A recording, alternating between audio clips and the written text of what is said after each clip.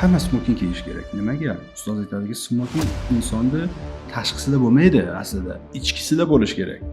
Hayotimizni barbod qiladigan 20 ta xato nima ekan? Birinchi etajda jinnixona joylashgan. Psixiatrический klinika. Norbek sistemasida o'qituvchining yo'li bor. Meni yo'lim oila masalalari va rahmdillik yo'li. Bo'ldi, bu meni yo'lim hayotimda. Hamma tarafga kira olmayman deydigan psixolog. Johil hisoblanadi. Eplaydiganlar 1000 tadan bittasini ko'rganingiz xolos. Buni ham eplamayman deb o'ylaydi.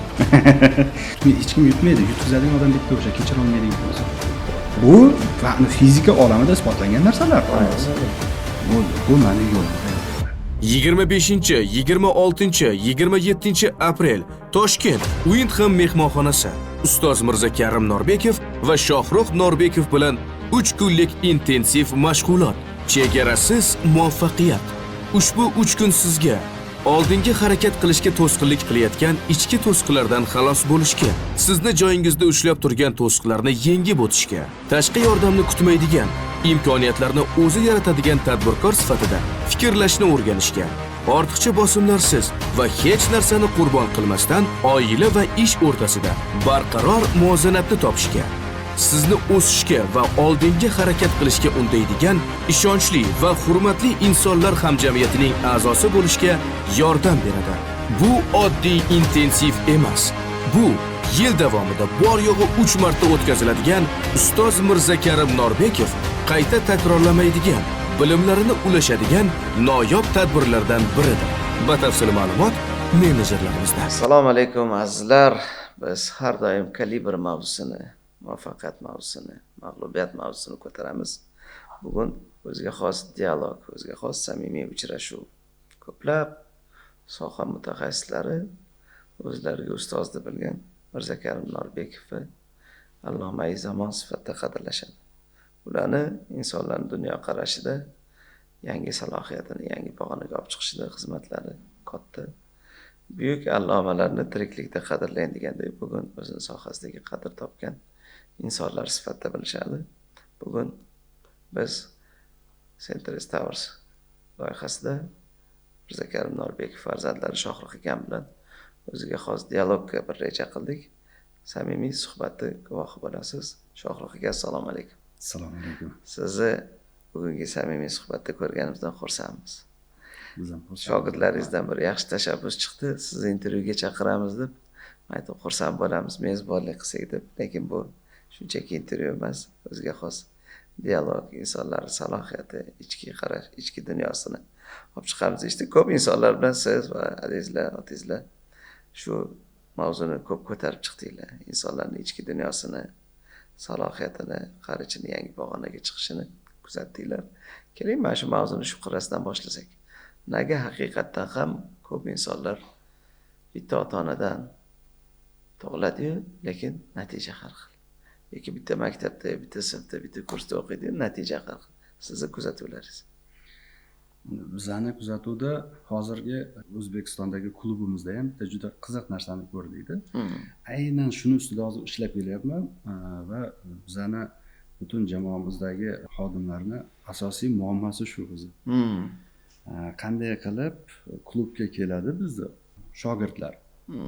Boshida o'yladikki, faqat bizda muammo deb. Nimaga 100 ta odamga vazifa beriladi? 3 tasi qiladi xolos. Natijaga erishib keladi. Mana shu narsani juda bu yerdagi O'zbekistondagi spikerlarga ham savol berdik. Aka, bitta sizga savol. Mana chet elda bizning asosiy markazlarimiz Moskvada, Germaniyada, Myunxenda. U yoqda bu narsa yo'q. Nimaga u yoqda ishlaydigan mexanizm bu yoqda ishlamaydi? Deganda juda bir qiziq javob bo'ldiki, bizda qalb ochiq insonlarda. Qalb ochiq. Bizda iymon kuchli insonda. Bizda bir qadriyatni tushuntirib berish osonroq. Yevropadachi aql ochiq. Juda rivojlanib ketgan, bu yoq yopiq. Endi sizlar u yoqdagini bu yoqqa ishlatmoqchi bo'lyapsizlar. Aql bilan bu yoqqa. Bu yoqdagini esa u yoqqa ishlatsa ishlaydi. Eng qizig'i. u yoqdagi sistemani bu yoqqa ishlatsa ishlamaydi. Har bitta insonni o'zini, har bitta hududni o'zini tabiati bo'lar ekanda. Xuddi farzandlarga o'xshab turib, farzandlarda ham nimaga bitta ota-onadan har xil farzand tug'iladi. Bu asosiy muammo emas ekan. Asosiy masala qanday qilib har bitta farzandni salohiyatini o'rganish ekan, xolos. Masalan, mana bitta akamiz bor. Hamma o'g'lini qori qilmoqchi bo'ldi. Lekin o'xshamadi. Xudo yuqtirgan bo'ladi. Ha, bu birinchisi. Ikkinchisi bitta o'g'li qori, ikkinchisi esa biznesmen. Qo'liga tushgan narsasini sotadi. Xudo yuqtirgan. Qo'shnilariga narsa sotadi. Dadasi uyga nima bir yashik olma yoki banan biror narsa olib kelsa, darrov bitta holatda sotaymi deydi. Ikkinchi o'g'liga u narsa umuman qiziq emas. Uchinchisi esa faqat kitob o'qish. 16 yoshga kirgan, kitob. Eng qizig'i nima? Bittasini o'qita olmaydi, bittasini kitobdan o'qiladi, kechasi bilan qo'riqlab yuradi. Chunki kechasi juda ko'p o'qiydi. Ey, ko'zim nuri ham susaygan. Unaqa qila olmaysan. Keyin ustoz aytdilarki, bitta o'zimizda juda chiroyli maqol bor. Tentakda qochgan tarafiga qo'ylaydi. Qaysi biri salohiyati? Lekin eng kuchli narsa o'zi xohlagan taraflarga yuborish kerak ekan, inoqlikni qo'yib yubormasdan. Inoqlikni. Eng kuchli biznes kompaniyalar, imperiyalar qanaqa? Dunyoning tarixida qarasak, semeyniy klan. Hamma joyda shu. Nima deydi? Oilaviy klanlar. Butun hozir dunyoni qaraydigan bo'lsak, kuchli biznesmenlarda, katta korporatsiyalarda oila boshqaradi. Aka-ukalar boshqaradi, aka-singillar boshqaradi. Xuddi shunaqaki, bizani xulosamiz shunaqa bo'lib chiqdiki, qanaqa bo'lmasin, qanaqa farzandlar tug'ilmasin, ota-onani birinchi vazifasi o'sha inoqlikni yaratish ekan. Nimaga asab o'ynab, nimaga bular bitta biznesda ishlamaydi yoki nimaga bitta joyda ishlamaydi, nimaga bitta joydan, bitta yoqadan bosh chiqarmaydi emas. Bilgan tarafiga ketish kerak ekan, lekin bitta joyda turib. O'sha narsaga bizlar hozir qattiq urg'u berib, shu narsani o'rganyapmiz. Demak, mana hozir O'zbekistonda Norbekovlar maktabi deymizda, o'ziga xos sizlarning yo'nalishinglar alohida yo'nalishga. Shu maktabni o'zi uchun kashf qilganlar qaysi savollarga javob qidirishyapti degan savolni ochinglar bo'lsa. Tana ochligi bu degani sog'liq emas, faqat tanani har xil ochligi bor. Albatta ust-bosh, yeydigan ovqat, shug'ullanayotgan sporti, sog'liq, bu ham ochlikka kiradi. Aql ochligi bor. To'g'ri ilm olish, noto'g'ri ilm olish. Va dunyodagi yashayotgan holatini to'g'ri tafakkur qila olish. O'sha ochlikni to'g'ri to'ydirish. Qarang. Agar bu ilmni to'g'ri bermasa, bu aqlni to'g'ri to'ydirmasa, LGBT ham to'g'ri deyaveradi. Har xil buzilib ketgan yo'llarni ham to'g'ri hisoblayveradi. Gulni ekmasa o't chiqadi deysiz. Albatta. Shu gul degani biz qanaqa mavzular bilan endi ichki dunyosini boyitamiz. Yo'inki auditoriyamiz odatda bizga kimlar keladi? Aynan sizlarning auditoriyalar yosh katta ota-onalarmi yo yoshlarmi va qaysi savollarga javob qidirishyaptiki, qaysi og'riqni, qaysi tashnalikni qondirish uchun bugun sizlarni Qalb ochligi. Qalb, masalan, bir holat borda, Yevropadagi uchratgan holatimiz har doim uchratib kelamiz. Ota-ona farzandlarini faqat dunyoviy bilan tarbiyalaydi. Maktab deydi, oltin medal deydi, universitet, diplom, oila, keyin shaxsiy hayotingni o'ylaysan deydi. O'shanda bir taraflama o'sib qolgandan keyin qalb ochligi kuchayib ketib qoladi. Va ular nima qilishni bilmaydi-da, har tarafga uradi. Eng kuchli bu ochlikni yopadigan narsa ekstremalniy sport yoki ichimliklar, narkotik har xil moddalar. O'sha ochlikni yopish kerak-da, bilmaydi. Qalb uriladi ichida. Bu yoqqa xohlaydi, bu yoqqa yorug'lik intiladi, lekin tushunmaydi. Javob qidiradi. Ha. O'sha ochlikni har xil narsalar bilan yopishga, bo'g'ishga harakat qiladi. Kimdir alkogol, Har xil. kimdir nojo'ya ishlar, kimdir narkotik. Shuni orqasidan endi nima bo'ladiki, rivojlangan mamlakatlarga, juda qattiq oldinga ketib qo'ygan mamlakatlarga qaraydigan bo'lsak, o'zini o'ldiradigan odamlar ko'p. Suitsidlar juda ko'p. Nimani hisobiga? Aynan tana kuchayib ketadi, tana moddiy olam kuchayib ketadi, ilm kuchayib ketadi, bu olam yo'q. Protivavesi yo'qda, yiqilaman deganda ushlab qoladi. Uni nima bilan to'ldirish kerak? Aynan shular keladida, darslarimizga shunaqalar kelib qolganda sekin boshlanadi. Nima deydi, bizning ishimiz ota-onani qadriyati nima? Oilani qadriyati nima? Ajdodlarning qadriyati nima? Insonga yaxshilik nima? Oddiy narsalar bizani o'sha asosiy yo'limiz tana ochligini ularga isbotlab berish. Sani bu holating tana ochligi va biz endi ana T-obrazkaga kelib qolsangiz, chapga ketasan yo o'ngga ketasan. Bizning vazifamiz shu xolos. Bu yoqqa ketsang bunaqa, bu yoqqa borsang ana bu yoqqa bor, ustozlar bor. Bu yoqqa bor, bunaqa buzilasan. Ustozni aytadigan gapi undan ham zo'r. Men bitta tramvay haydaydigan xolos insonman. Shu keladi, o'tiradi, aytgan joyiga tashiyman, yana ketaveraman. Oddiy dunyoviy olamdan o'tiradi, yur, men senga yaxshi joyga olib borib qo'yaman. Xo'p, tramvay qaysi manzilga olib boradi? Sizlarni tramvayga o'tirganlar qayerga boryapti? Tana, aql, qalb olamini birlashtiradigan olamga olib boradi.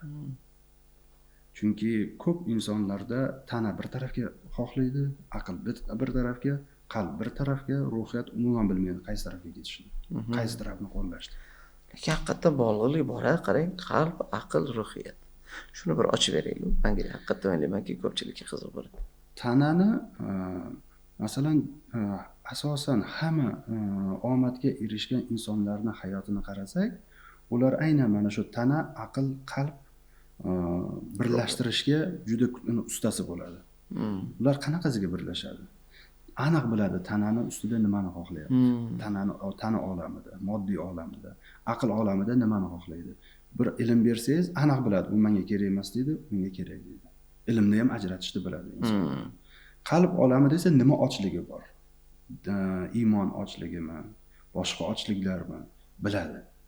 O'sha uchta olamda tana, aql, ruhiyatda aniqlik 100% bo'lsa insonda, o'zini ilmi juda kuchli bo'lsa, ruhiyati juda nima deydi, могущественный, o'zbekchasiga qudratli bo'ladi.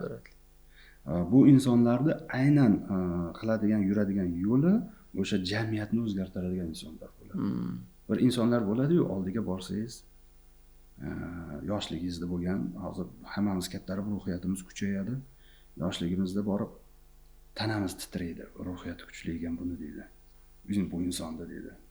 Tilim kalimaga kelmay qoldi deydi, shunaqa bo'lib qoldi deydi.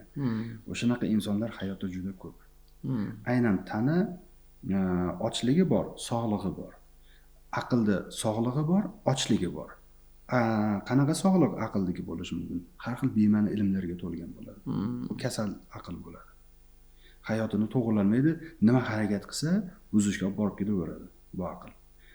Qalb ochligi va sog'lig'i qanaqa? Aytadiki, o'zimizda ulamolar eshitganmiz, juda o'qiganmiz, ilm olganmiz, to'g'ri ilm qalbni davolaydi. To'g'ri ilm.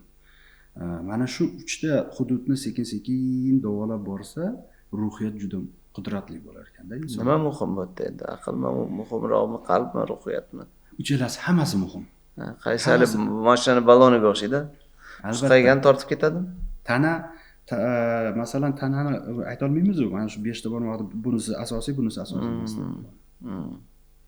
Insonning hayoti lotusga o'xshaydi, nilufar gulga o'xshaydi. Qanaqasiga?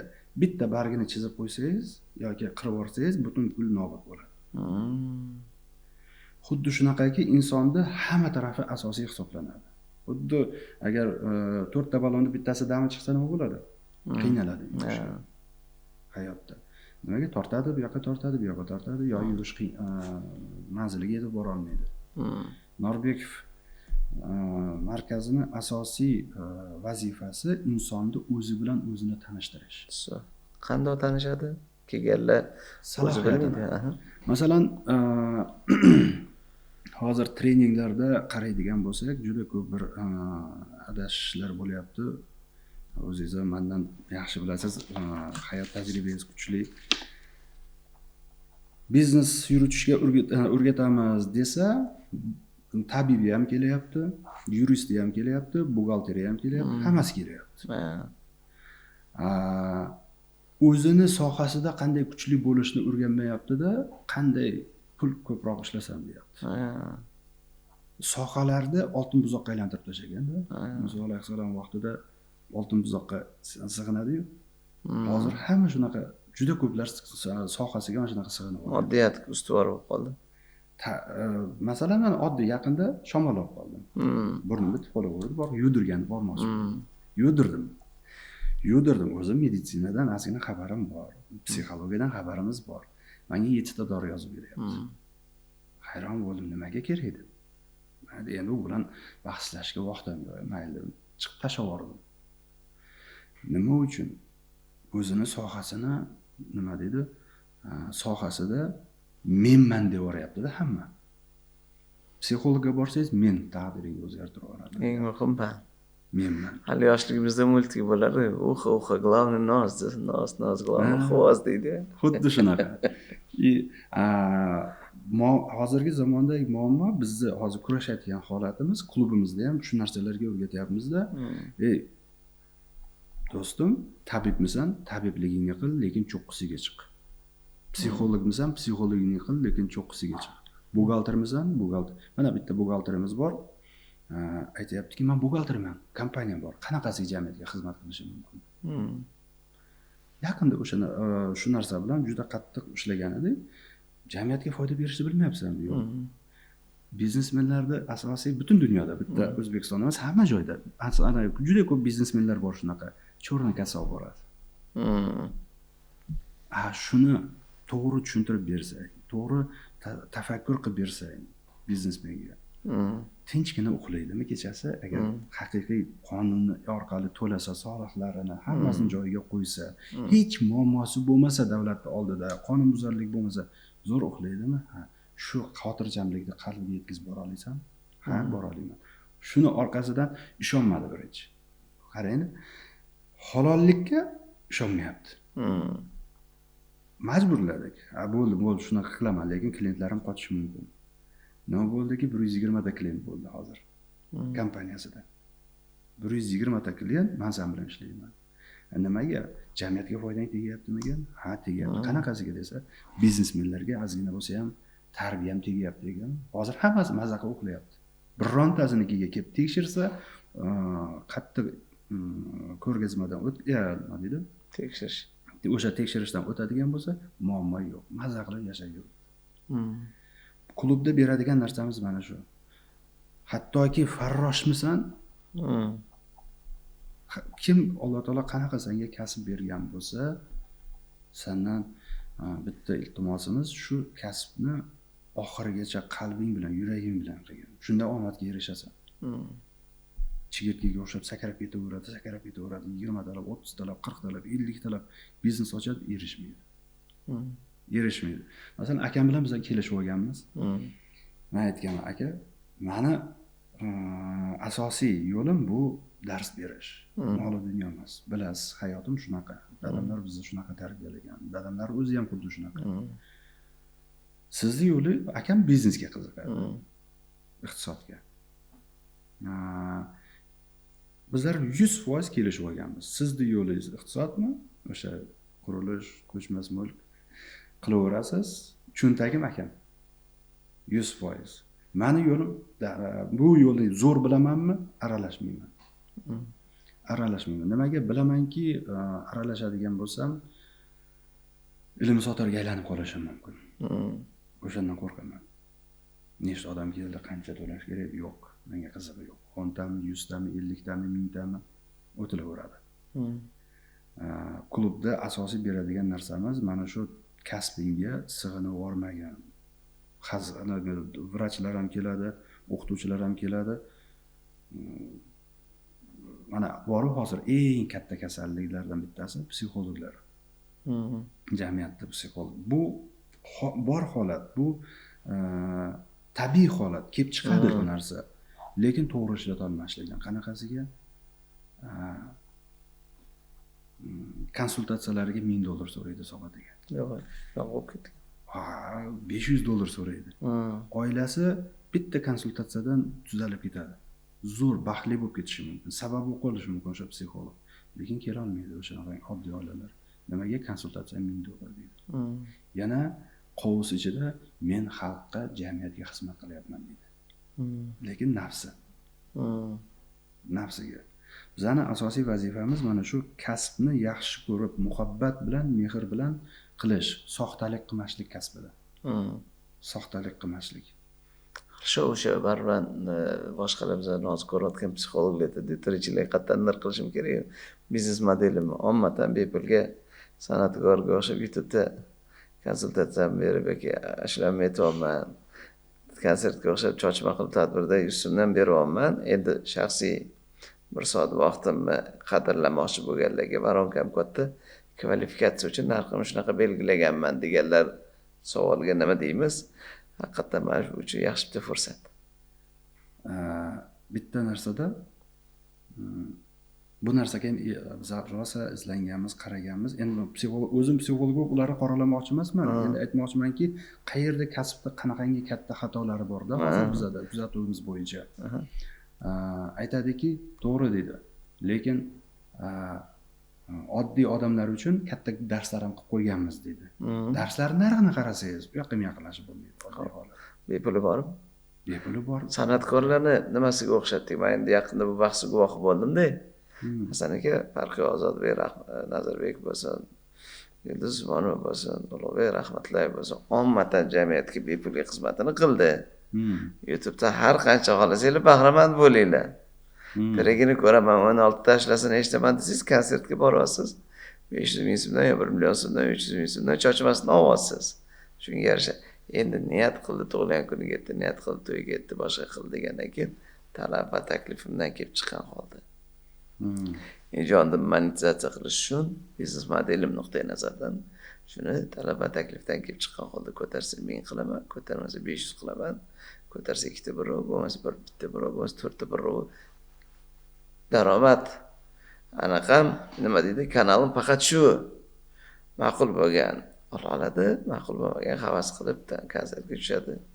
YouTube'da konsertni ko'radi, lekin biz o'zimiz ijodimiz ustimizdan ishlaganimiz, hali yangi ko'k jubilelarni qilganimiz hisobda odamlar foiz olgani uchun pullar tirikchilik shu yerdan qolamiz dedi. Men o'zim bilishimcha bugun o'sha model soha mutaxassislariga kirib keldi. Psixologlargadir, farqi biznes konsultantlargadir, ular ham tushunib oldiki, ommatan jamiyatga onlaynda bepul beraman, muloqot qilaman. Men bunga hozirga o'xshagan harakatni, xarajatni, pulni qatdan ko'taraman desa, yo'q, chochma. Tadbirlarimni yoki individual shaxsan, chunki men kamerani oldida so'rolmaydigan narsani o'zim oldimga kelib so'ragandan keyin o'shani qiymatini, narxini men shunaqa belgiladim deydi. Shuni aytmoqchi bo'lganimki, holat o'zgarmaydi, munosabat o'zgaradi. Siz bilan bizani tomosha qilayotgan muxlislar 6ni ko'rsa, u san'atkorlar 9ni ko'radi. O'shaning uchun keling, buni bir yaxshi bahs sifatida boshladik. O'rtada san'atkor bo'lsin, psixolog bo'lsin, soha mutaxassis bo'lsin, hatto o'zingiz yoki ustozlarning modelidan, yo'q, og'aynilar, biz tajribali, ustoz ko'rgan insonlar, biz bunaqa bo'lmaydi. Mana bundoq qilsangiz adolatli yechim bo'ladi degan tavsiya bo'lsa berib ketinglar, yaxshi fikr lekin. Juda zo'rda. Chunki hozir bizani oldimizga keladida. 50 ming so'm cho'ntagimda pulim bor deydi. Yo'l kuramga pulim bor deydi-da. Ularda bizani masalan mana Moskovskiy markazimizda 10 kunlik darsimiz, sog'lomlashtirish darsimiz $5 turadi xolos. Har kuni 3 soatdan dars o'tiladi, sog'lomlashtirish darsi. Shu onkologiyadan boshlab oddiy depressiyalargacha. Xohlagan, lekin shunda ham bor. 2-3 marta yozishgan, nimaga buncha qimmat deb turadi. O'shada.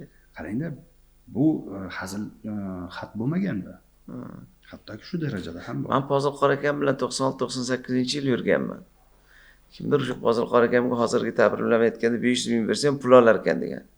Endi qoraka bo'lgandan keyin oladi, u ham bola chaqasini boqadi degan narsa o'tardi. San'atkorlarga qistir-qistirga $500, $1000 pul berasizlar-da. tadbiringizga 200 ta odamni oldiga chiqqan, ma'ruf qilgan qora akaga yo bitta tilovat qilgan odamga $50 bersa gapirasizlar. Uyat sizlarga, menku pulim bor, boshqa qora akalar shu narsani ko'cha-kuyda gap so'z qilganinglarda menga ustoz nima qilaylik shunaqa bo'ladi deb keldi. Shuning uchun jon akalar, ukalar, madaniyat shakllanyapti. Bu ham ulamo ham erta kitob yozish uchun, kitob varaqlash uchun, oilasini ro'zg'orini boqish uchun sizlarga o'xshagan borgan joyda pulni bersanglar, yaxshiroq qistilsanglar, anunga $1000 500 beraman desang kelmaydi. Bu bechora $50 berganingni minnat qilasan 200 ta odam oldida amr ma'ruf qiladi dedi. Shuning uchun bu yoqda demoqchi bo'lganimki, haqiqatdan ham 50 ni ham gapirgan.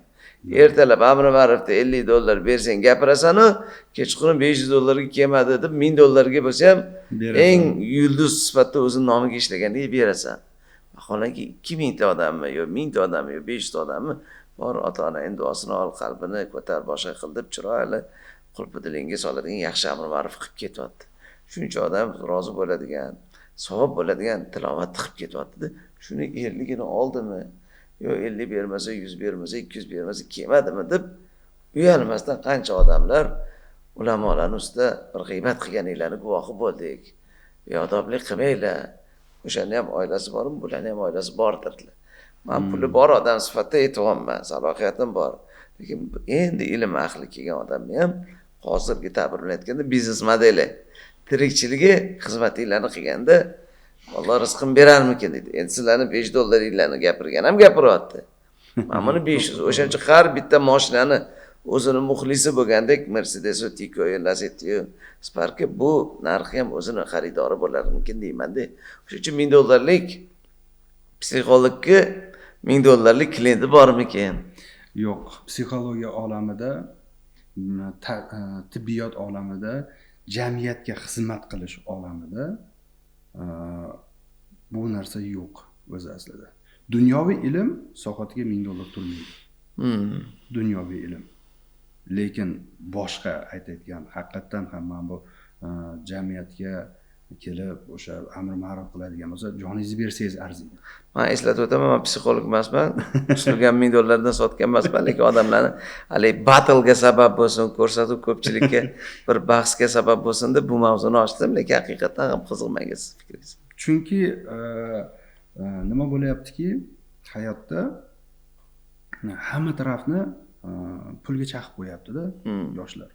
Mana boya boshida qaytayotgandek, o'sha klubimizga keladigan bo'lsa, bizlar har doim nima deymiz? Pul ishlamoqchimisan? Ha, men biznes model ishlatasan, pul topasan. Yo'q. Kasbingiz nima?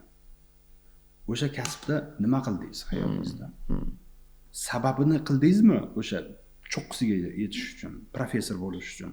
Bu o'sha dunyodagi katta professor bilan sizda meditsinada agar tabib bo'lsangiz, sizda nima farqingiz bor? Quloq, ko'z hammasi joyidami? Ha. Og'iz, burun joyidami? Qo'llari joyidami? Sizga ham joyidami? Ha. Nima farqingiz bor o'sha inson bilan? Farqing yo'q. Nimaga u inson erishdi, siz erisha olmayapsiz? Sababi birinchi o'rinda o'sha cho'qqiga yetib boradigan yo'lni to'g'ri tafakkur qila olmaslik. Haqiqatan ham o'shani kuchini sezmaslik. Masalan, professorlarning hayotini qarasak, mashaqqat yo'l juda og'ir. Kuni bilan o'qish, kitob jamiyatga foydam tegsin. Xo'p. O'sha holatga yetib bormagan oddiy doktorlarni qaraydigan bo'lsak, nimaga? Shu menga yetadi bo'ldi. Men doktorlarni qoramoqchi emasman yoki boshqa kasblarni qoralamoqchi emasman. Misol keltiryapman-da. Yurisprudensiyada ham xuddi shunaqa, buxgalteriyada ham xuddi shunaqa, biznesmenda ham xuddi shunaqa. Aytadi-ku, oyda orzu qilmasang, tog'da cho'qqisiga yetmaysan. Tog'da cho'qqisiga yetmaysan. Xuddi shunaqa holat. Har bitta kasbni, masalan, inson tanladimi, biznesmenlikni shunday qilginki, cho'qqisiga yetib boraman deb. Tabibni yo'lini tanladingmi, butun dunyoga taniyman deb. Masalan, nimaga Hindistonda hozir Turkiyaga nisbatan Turkiya, Hindiston, Koreya meditsinskiy turizm juda oshib ketgan. Cho'qqisiga yetgan. Chunki konkurensiya juda kuchliligiga Hindiston kardiologiya bo'yicha birinchi o'rinda dunyoda, Koreya lecheniya bo'yicha birinchi o'rinda dunyoda, Germaniya diagnostika bo'yicha birinchi o'rinda dunyoda. Nimani hisobiga? Tanlagan yo'lini aql bilan, qalb bilan, yuragi bilan tanlagan. Bo'ldi. Bu meni yo'lim hayotimda. Shunaqa darajada ishlaymanki, shunaqa darajada rivojlanamanki, oxirgacha boraman. Zo'r. Yaxshi bahslik mavzuni boshladik. Ruxsat bersangiz davom ettiramiz. Bemalol. Menga ma'qul kelyapti, chunki baribir moddiyat bugungi kunda aktual bo'lib qoldi. Ayoli ko'radi, adasi, siz mana bu yerda kitob orqasidan yugurib yuribsiz-da. Mana bu yerda boshqa insonlar moddiyatni modelini to'g'ri topib oldi. Nega boyagi siz shu modelingizni topa olmayapsiz? degan savol turadi. Endi mayli, farqi yo'q. Professor bo'lsin, doktor bo'lsin, psixolog bo'lsin, o'qituvchi bo'lsin, gapirtiradigan ham moddiy dunyo bo'lib qoldi.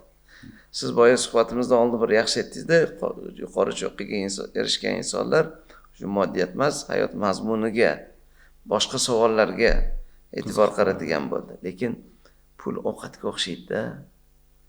Qorin och bo'lsa, ovqatdan boshqa hech narsani o'ylamayapti. Qorin to'q bo'lgani uchun ovqatni o'ylamayapti. Menimcha shu moddiyatni savoliga javob qidirib, qorin to'q ovqatni o'ylamaydigan darajada shu bilimimdan baraka topadigan sizlarni fikringlar, ustoz sizlar, Norbekovlar sulolasi sifatida, kuzatuvchilar sulolasi sifatida, men o'zimning bilimimni egasi sifatida deb emaslar, или мясо desa мясо qilib balansini topa oladigan tavsiyalarni beringlar deganlarga bir tavsiyalarni beringlar. Ko'p insonlar keladi. Birinchi o'rinda o'sha ilm olamida qaraydigan bo'lsak, masalan, butun dunyoda bor narsa. Masalan, o'zimizda ham hozir O'zbekistonda bir juda kuchli holat bor. Fan doktorlari katta maosh oladi. $3000 oladi. $3,500. Men o'zim ko'zim bilan ko'rganim uchun aytaman. $4000 olganlar, olayotganlarni ham bilaman. Yana qanaqasiga shaxsiy universitetlar bor, shaxsiy o'quv markazlari bor. Demoqchimanki, har bitta inson o'zini sohasida juda kuchli mutaxassis bo'ladigan bo'lsa, o'zini sohasini juda kuchli o'rganadigan bo'lsa, bu inson hech qachon pastda qolmaydi. Pastda qolmaydi. Masalan, mana e'tibor bergan bo'lsangiz, shunaqa insonlar borki, hayotda juda saxiy, mehribon va shunaqa qarindosh bo'lsa kerak sizda ham, bizda ham bor. To'y bo'ladimi, ma'rakalar bo'ladimi, bir marosim bo'lib qoladimi, nima hodisa bo'lmasin, har doim birinchi o'rinda o'sha yerda. Jon kuydirish, qalbi bilan o'sha saxiylar, shunaqa insonlarni siz ham, men ham, mana bu yerda o'tirganlar ham yaxshilab tafakkur qiladigan bo'lsak, birontasini ko'rmaganmiz hayotda xor bo'lganini. Saxovatli insonlarda endi siylay raqibni qo'llatgan. Albatta. Albatta. Boshqa inson uchun qattiq jon kuydirsa bir inson boshqa insonga yordamga shoshilsa, tepadan yordam shoshiladi. Bu inson hech qachon bunga zorman, bu yetmayapti degan mana shu ochlik bo'lmaydi qalbida. O'zi aslida o'sha siz aytgan narsa to'g'ri, bizlar hozir moddiy davrda yashayapmiz. Moddiyat ustun bo'lib qoldi. Chunki 100 yil avval nima boshlangan edi? Mexanizatsiya hamma taraf boshlangan. Zavod, stanki shunaqangi. 50-yillarda nima bo'lgan ediki? Kibernetika bilan shug'ullangan insonlarni hammasini jinnixonaga tiqqan, qamagan, otishgan. Shunaqa bo'lgan. Aynan kibernetika bo'yicha. Hozir nima bo'ldiki, endi epoxa, ilm olish, qarasak butun yer sharida treninglar bor, coachlar bor, psixologlar bor, hammasi bor. Trendga aylandi. Bu ham tabiiy holat. Lekin har bitta inson oddiy psixolog bo'ladimi, oddiy o'qituvchi bo'ladimi yoki katta professor dunyoda bo'ladimi, bilgan ishini muhabbat qalbi bilan qiladigan bo'lsa, aynan siz aytayotgan narsa mana shu dadasi yetmayapti, bu yetmayapti. Mana shu yetishmaslik hayotni tugar ekan. Nimaga? Bu o'sha holat qalbda boshlanadi-da. Agar moli dunyo kasbda tomog'idan pastga tushib ketadigan bo'lsa, kasb lazzat bermaydi. Miriqib o'sha kasbda ishlanmay qoladi. Mana shu nima deydi, tomoqdan pastiga tushadigan bo'lsa. Muhabbatni kasbga nisbatan muhabbatni chiqarib yuboradida, mol dunyo egallaydi. Shunda kasallikning eng kattasi kirib keladi hayotga. To'g'ri, endi telefon eng katta kasallik hozirgi zamonda. Farzandlar ham bu yoqda o'zlaringiz mendan yaxshi bilasizlar. Katta biznes yuritasizlar. Eng katta muammo hozir shu qalbdan qanday chiqarib yuborish. Haqiqatan yaxshi mavzu. Mayda hozir bir ikkita tezliklarimiz bor, bu tezliklarda ham o'sha joyda qotib turibdi. Nima qilishga joyda qotmaslik uchun. Mana aytdingiz. Mahsulotni yaxshi ko'raman yoki mana shu oddiy uzoqqa bormaymiz, podkastlar davri bo'lyapti. Kimdir zo'r insonlarga yaqin yuribdi, kimdir joyda qotib turibdi, kimdir o'solmayapti. Xato qayerda, muammo qayerda, nima qilish kerak o'sish uchun? Qotib qolishni bir zo'r narsani ko'rdik. Hozir yoshlarga klubda bitta shu narsani o'rgatyapmiz. Agar shu narsalarni qilasalaring, bizneslaring birdaniga o'sadi. Qanaqa qilish kerak? Tartib intizom yo'q. Yoshlarimiz. Mas'uliyat, punktualnost и дисциплинированность. Klub oxirgi klubda bitta mavzuni ko'tardik, ataylab kutib o'tirdik. Yana siz bilan forumdan chiqqan bo'lsak, kimda sohati bor qo'lingizda? Mana bizda bor. Vaqtida keldingizmi hozir uchrashuvga? Yo'q. Bo'lmasa sohatingizni tashlab yuboring iltimos. Nimaga? Bu sohat o'zi aslida vaqtni tejash uchun xolos. Tejash uchun sohat bo'lmasa, siz demak nimangizni oziqlantirib yuribsiz? Kibr. Bu sohat shuning uchun o'ylab topilgan xolos. Не средство роскоши. А сейчас, да, действительно это. Ikkinchisi, o'zingizni bir narsaga majburlay olasizmi? Disiplinirованность bormi? Yo'q. Shunday o'zbek klubimizda shu narsalarni ko'rdikki, ishxona boshlig'i xodimlardan 15 daqiqa oldin kelishni boshlayapti, bir hafta to'xtatmasdan. Ishini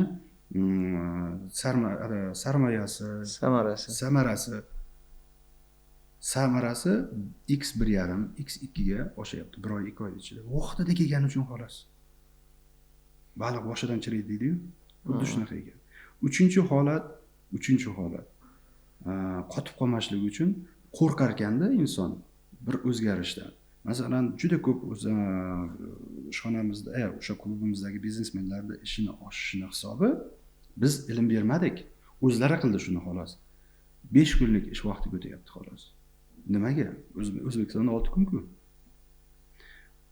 Ishchim zo'r deydi, salohiyat dahshat deydi, mazza qilib ishlatamiz deydi. Shunaqa ishni ham topshirib ketaman deydi. 1 yildan keyin qarasak, dabdalasi chiqib yotadi. Nimaga? Qarang, siz dam olyapsiz. Ishchingiz va oilasiga, silai rahimga, ota-onasiga, farzandlariga, xotiniga, o'zini sog'lig'iga haftada bir marta kun qolyapti xolos.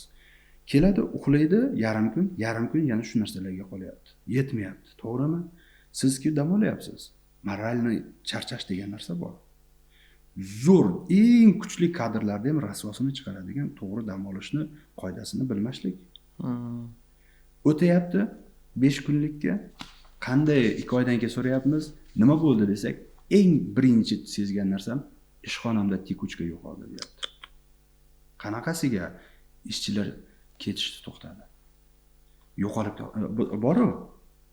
qoladi. Oldin Goril na работе bo'lardi. Iznos. Xuddi shu narsa. Shu narsa yo'qoldi. Ikkinchisi sifat kuchaydi ishda. Ishlab chiqarishni, mahsulotni sifati kuchaydi. Uchinchisi sodiqlik paydo bo'ldi deyapti. Mana bir xil shogirdlarimiz bor, 2 yildan beri shu 5 kunlik ish vaqtiga o'tgan. Aytiladi. Yana qarangda, ishchilarni o'zini qo'riqlaymiz, o'zidan. Ishchilar bilan shartnoma tuzasan. Qanaqasiga? Yana 5 kun dam olasan, 2 kun dam olasan, 5 kun ishlaysan. Lekin o'sha dam olgan kuning mana senga qog'oz, nemetskiy dogovor, biron joyga borib ishlasang, ishdan ketasan. Oyliging saqlanadi. Hamma narsa yana ko'tariladi 5 kun ishlaganiga. Faqat biron joyda borib ishlaydigan bo'lsang dam olishni o'rniga bilib qolsak, ko'rsak, sen bilan xayrlashamiz. Seni vazifang borib dam olish. Chunki bizda agar O'zbekistonda o'zbekistonliklarga tartib, intizomni qo'shsa, nemis bilan yaponlardan qolishmaymiz. Rivojlanish bo'yicha. Mehnatkash xalq deymiz. albatta. Bu qonda bormi yo trudogolik deymiz, ishdan bo'sh qolsangiz zerikib qolamizmi? Haqiqatdan chet elliklar vayna abet-abetda.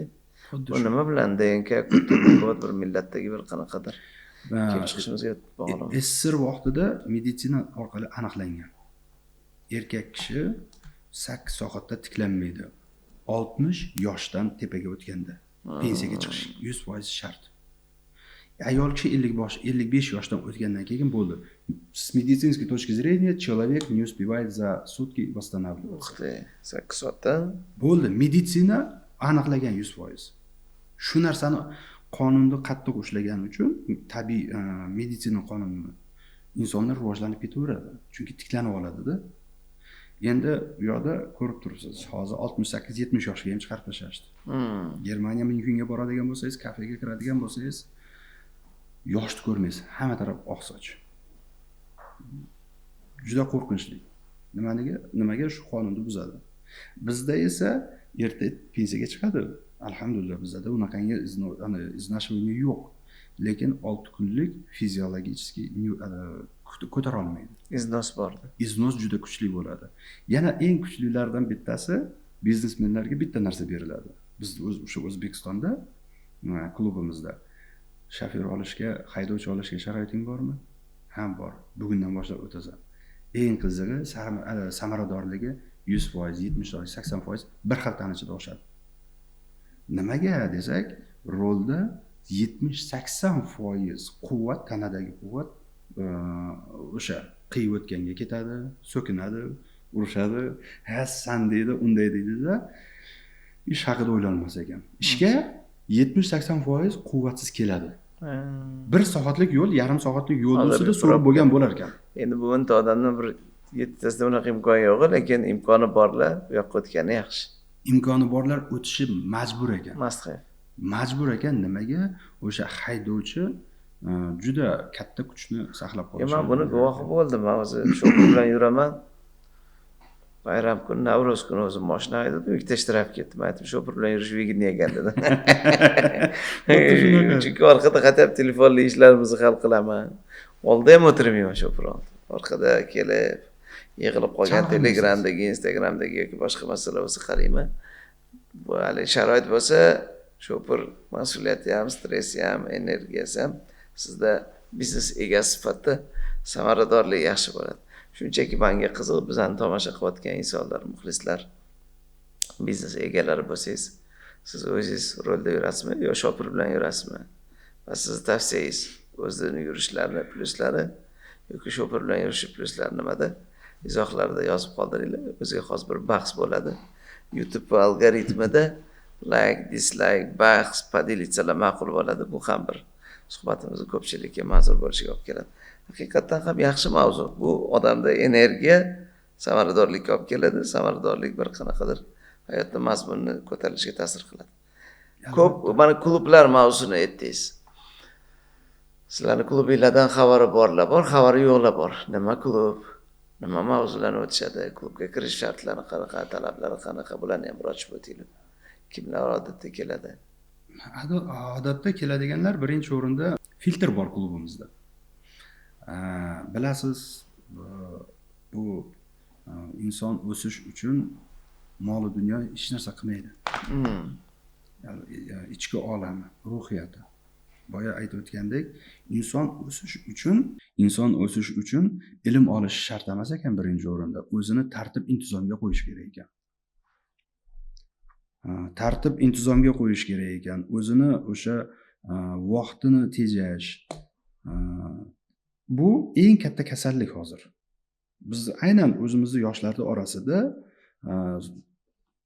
qaraysiz 6 ga yarim soatga chiqib keladi. Chaqa bor-a? Juda kuchli O'rta Osiyoda. Ikkinchi holat esa, biznes o'sha bankrot bo'layotgan yoshlarning orasida qaraydigan bo'lsak, ikkita juda katta chuqurlik bor. Buxgalteriya, finansiy, moliyaviy ilmsizlik va yuridik ilmsizlik. Qiziqish yo'q shu ikkita hududga, o'rganishga. bor bo'yicha qilaveraman deydi, sanab olaveraman deydi, lekin yo'q. Bitta shogirdimizni Qozog'istonda Toshkentlik qozoq yigit Qozog'istonga ko'chgan. Skladida $4 million tovar turibdi. Uni bitta muammosi bor hozir. Nelikvid? Akasi bilan konfliktli moment. Qanaqasiga? Akasi konservator. Haligacha daftarda ishni yurgizadi. Adinesda yaqinda kirgizishga nima dedi, rozi qildi akasiga. Aytayaptiki, ustoz, haligacha bilmayman, skladimda $4 million tovar bor, qaysi действительно haqiqatdan ham foyda keltiryapti. Nelikvidda Qaysi foyda keltirmayapti, qaysidan voz kechishimiz kerak, bilmayman deyapti. Akasini zo'rg'a suni ayyorlik bilan sekin-sekin hozir shunaqa yutyapti. O'sha narsalar ikkita finansoviy и юридический неграмотность. Ikkita narsa savodsizlik yoshlarimizni eng katta narsa bo'lyapti. Yiqiladigan joyi. Ilm olishga, o'qishga qiziqsa, shu narsalarni ustida o'rgansa, juda katta yutuq bo'lar ekan o'zi aslida. Klubimizda asosiy vazifasi mana shu, majburlab ilmga qiziqtirish, to'g'ri ilmga qiziqtirish. Agar sen haqiqatan ham buxgalteriyaga qiziqmoqchimisan, shu yo'lda ilmini olgin. Shu insonlarni eshitgin, shu yo'lda rivojlanganlaridan ilm olgin va albatta cho'qqiga chiqasan. Klublar haqida tasavvur hammada har xilda. Sizlarning klubinglarning o'ziga xos uchrashuvlari kursga o'xshagan 1-2 oylik kursga o'xshagan formatmi, yo oyda bir martadan yig'iladigan formatmi, haftada bir marta, kunda bir marta yoki onlayn yoki offlayn, bularni ham bir nima qilaylik. Chunki Norbekovlar klubining a'zosi bo'ldim. Men 2 oydan keyin, 3 oydan keyin, 1 yildan keyin anaqa grafik asosida kelishim evaziga 1 yildan keyin nima o'zgardi? Klub 28 yil bo'ldi bu klubga. Birinchi klub yopilgan. Keyin ustoz charchadim deb turib, bir 5 yil, 6 yil dam oldilar. Bu ikkinchi klubga 9 yil bo'ldi. Bu yil. Klub albatta har 2 oyda bir marta uchrashamiz va jahonda qaysidir bir nuqtani tanlab. Masalan, hozirgi bir haftadan keyin, yo'q, bir haftadan keyin Dubayda uchrashiladi. O'zbekistonliklar o'sha yerga, o'zimiznikilar uchib borishadi. Keyingisi Zominda. Bundan keyingisi yana bir ikkita klub birlashtiriladi, hali tanlaganimiz yo'q. Shu har 2 oyda 4 kunga uchrashiladi, 2 oyga vazifa olinadi. Bizda asosiy beriladigan vazifamiz klubda yana bir marta eng oxirgi pog'onada turadigan narsa biznes. Biz Norbekov sistemasi psixologiyaga nima deydi, yonlashgan uchun, hayotda psixologiya yo'lini tanlaganimiz uchun insonni o'sha 4 ta narsasini o'rganish. Tana, aql, qalb, ruhiyat. Shu 4 ta hududni ustida ishlab, qanday qilib inson bitta insonga aylanish kerak. Ana bor eng xavfli insonlar qanaqa o'zi aslida? Ko'chada bitta inson, oilasi bilan bitta inson, yolg'iz qolganda bitta inson, yana bir boshqa holati bor. Mehmon kelganda bitta inson. Maskalar har xil. Hamma joyda maska har xil. Maska. Yevropeyskiy klubimizda hozir oxirgi bergan vazifamiz. Biznesmenlar bo'lmasam, biznesimni qanday oshiray deydi. Biznesni oshirish uchun ichki olamni ustida ishlaymiz. Mana Yevropa klubimizda bor, o'sha klubimizga qatnashadigan samarqandlik bir shogirdimiz bor, Jamshid degan, Golden Lavash. Ishini samaradorligini oshirish uchun bironta formula berganimiz yo'q. Yoki bironta sistema berganimiz yo'q biznesni kuchaytirish uchun. Nima qildi ustoz? Borasan ishxonangda o'sha aravakash bo'lib ishlaysan. Haftasiga 50-100 tonnagacha un ishlatadi, har xil lavash, bulochkalar ishlatadi. Uni vazifasi nima? Pechkaga kirib, olib chiqish, oddiy ishchilari bilan 150 ta ishchi pekarniyada. Birinchi kuni tushundiki, ustoz dedi, sifati tushib ketibdi. Ma'lum.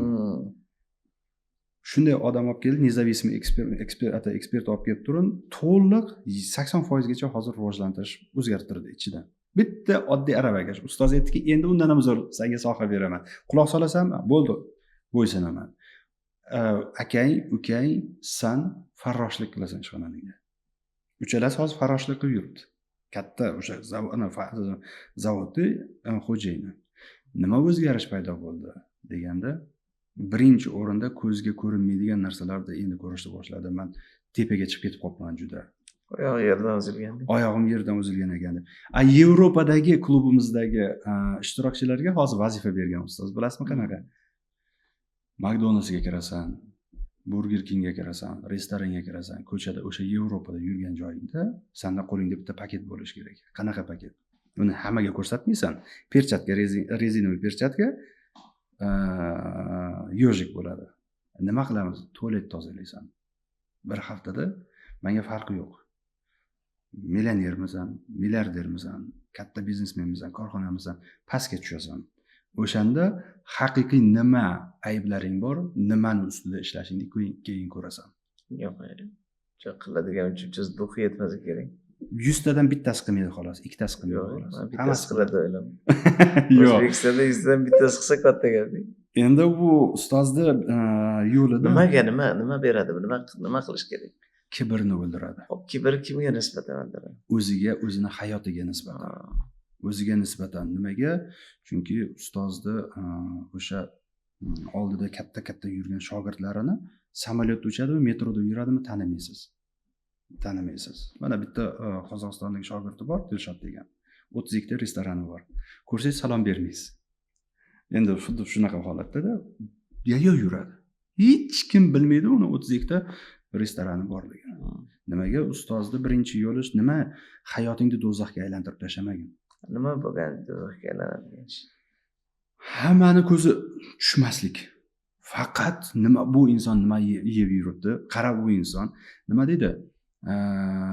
Bir xil shayxlar borda, bir xil shayxlar bor. Shayx desa, dema dedi. Umuman og'zingga olmagin men haqimda bu gap. Nimaga desa, meni oldimda meni tahoratimni qanday qilar ekan, to'g'ri tahorat qilar ekanmi, qaysi qo'lda ovqat yer ekanmi deydigan shogirdlar paydo bo'lishidan qo'rqaman. Dema bunaqa. Mana sizlar bilan ham katta kompaniya mana 200 million dollarlik loyihalarni ko'rsatyapsizlar. Nimaga o'zgarmagansizlar? Assalomu alaykum ko'rishamiz oddiy holat. Ko'chada bo'lsa ham, hamma joyda bo'lsa ham xuddi bir oddiy insonlarga o'xshab. Juda ko'p biznesmenlar oldiga bora olmaysiz, yaqinlasha olmaysiz. Aka, mana shu xuddi sizlardagi bor holatni, aka-ukalarning orasida bor holatni ustoz boshqa o'sha biznesmenlarga o'rgatish. Mana endi sirini ochyapman-da. Endi o'zimizga bilinmaydi balkim. Haqiqatan zo'r. Demak, klubni auditoriyasi bir oyda bir marta 2-3 kun yo 4 kunlab ko'rishadi, to'g'rimi? Har 2 oyda. Har 2 oyda. Bu Toshkentdagilar ham, Toshkentdagi klubga talpinmoqchi bo'lganlar, biznes egalari asosan. Kimlar ko'proq? Xohlagan inson, biznesi yo'q insonlar ham keladi. Endi baribir sportga qiziqqanlar sport sohasiga intiladi, biznesdagilar biznesga. Sizlarning baribir o'zingizlarni ключевой bizga qiziq va biz ularga qiziq bo'lgan auditoriya kim degan savolga javob qidiraman. O'zini ustida ishlaydigan va o'zini hayotini o'zgartirmoqchi bo'lgan insonlar sizga qiziq. Hamma sohada. Biz bir xillar bo'ladiki, oilasi juda rasvo holatda, ajrashib ketganlar bo'ladi. Nima deydi? Tuzata olmayapman hayotimni. Keladi, ilmimiz yetguncha yordam berishga harakat qilamiz. Biznesim deydi, barakasiz deydi. Topaman 50 ta odam, 100 ta odam qo'limda ishlaydi. Nima qilish, puli yo'q. Hamma narsa sistematizatsiya 100% sistematizatsiya qilingan. 100% mustaqil biznesim, lekin pul yo'q. Qarasangiz barakasi yo'q. Nimani hisobiga? Hozirgi hayotda qaraydigan bo'lsak, har xil sabablari bo'ladi. Albatta oilasi bilan muomalasi yaxshi bo'lmaydi, ota-onasi bilan yaxshi bo'lsa bo'lmaydi. Hozirgi biznesmenlarda eng katta bir qilinayotgan, bizni kuzatayotgan juda dahshatli kasali bor. Bu narsa aytgan-ku, nima deydi? Alomatlardan bittasi, qiyomat alomatlaridan bittasi ota-onalar o'zlariga boshliq tug'adi deydi-yu. Bolalar ota-onaga xo'jayin. juda ko'p biznesmenlar shunaqa dahshat zo'r xizmat qiladi ota-onasiga. Yotib olib xizmat qiladi. Lekin bitta tarafi borki, ota-onani ota-onada farzandni oldida ichki qo'rquv paydo bo'lib qoladi. Ey, unaqa qilma, hozir o'g'lim kelsa urishadi deydi. Jahli chiqadi. Ey, unaqa qilma deydi, hozir o'g'limni jahli chiqishi mumkin deydi. Navaram unaqa qilib qo'yma deydi. Ota-ona xayr qilib qoladi. Bolalar bezlatib qo'ygan. O'sha, aya, nima qilyapsiz? Dada, nima qilyapsiz?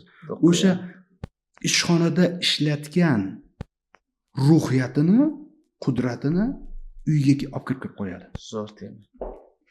Uyga olib kirib qo'yadi. Nafaqat ota-onalar, ba'zida endi ko'p xalq ichida yuramiz, er-xotinlarning ichida ham maskalar, shlyapalar, oilaviy sherikchilikdagi ishlar, ishxonadagi munosabatlar uydagi munosabatlar ishga ta'sir qilib, muammolar ko'p bo'layotganini oilaviy biznesdagilar ko'p ta'kidlashadi. Bu ham boyagi ruhiyat yo boyagi maskalarning ta'sirimi? Albatta. Chegara yo'q-da. Ishni chegarasi bo'lmaydi, oilani chegarasi bo'lmaydi. Oiladagi insonlarni o'zini vazifasini bilmaslikdan yana. Bilmaslikdan. Masalan, bilamiz bitta narsa, erkak olamida, erkakning hayotida o'zi ishlab hamma tarafdan eplaydi.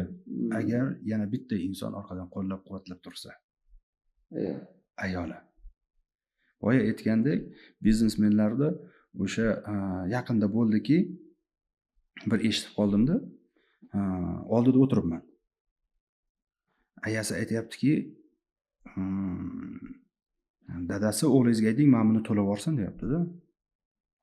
Bir 1200 mi, 1300 dollar.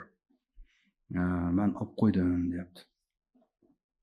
Desa, aytayaptiki, so'ramabsan-da deydi. Hozir uni puli bormi, yo'qmi? Eshitsa jahli chiqishi mumkin yoki asabi buzilishi mumkin. Nima qilasan hozir buni? Ota-ona bir-biri bilan farzand haqida shunaqa gaplashyapti. Bilmasdan shunaqa qilib nima deydi? Oqib bo'ladi-da. Hamma biladi-ku, ilm olganmiz. Ota-onani norozi qilib qo'yishni yoki ota-ona barakani o'ldirish uchun shart emas ota-onaning ko'zidan yosh oqish. Qalbida ozgina o'sha narsaga nisbatan biznesmenlar mana shuni o'ylab qarash kerak-da.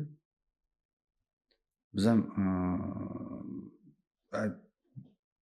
boru shunaqangi padarka qilmayapsan, dadamga padarka qilmoqchiman, sovg'a qilmoqchiman, olmaydi dedi. To'g'ri tushuntirib bera olmaydi-da. Yoki o'sha farzandni harakatidan ota-ona qo'rqib qoladi, reaksiyasidan. Juda dahshatli holat. Biznesmenlar hozir yoki puli borlar, hammasi shunaqa deyotganim yo'q. Birdaniga qabul qilib, lekin bir xillar borki, eshitadi-da, birdaniga juda qattiq reaksiya qiladi. Yo'q, lekin oramizda shunaqalar bor. Juda ko'payib ketgan hozir shunaqa farzandlar. Ota-onaga do'q qilib qo'yadi, baxshiq qiladi. Do'q qilmasa ham shu harakati bilan ota-ona ozgina cho'chib turadi. Dilini xira qiladi.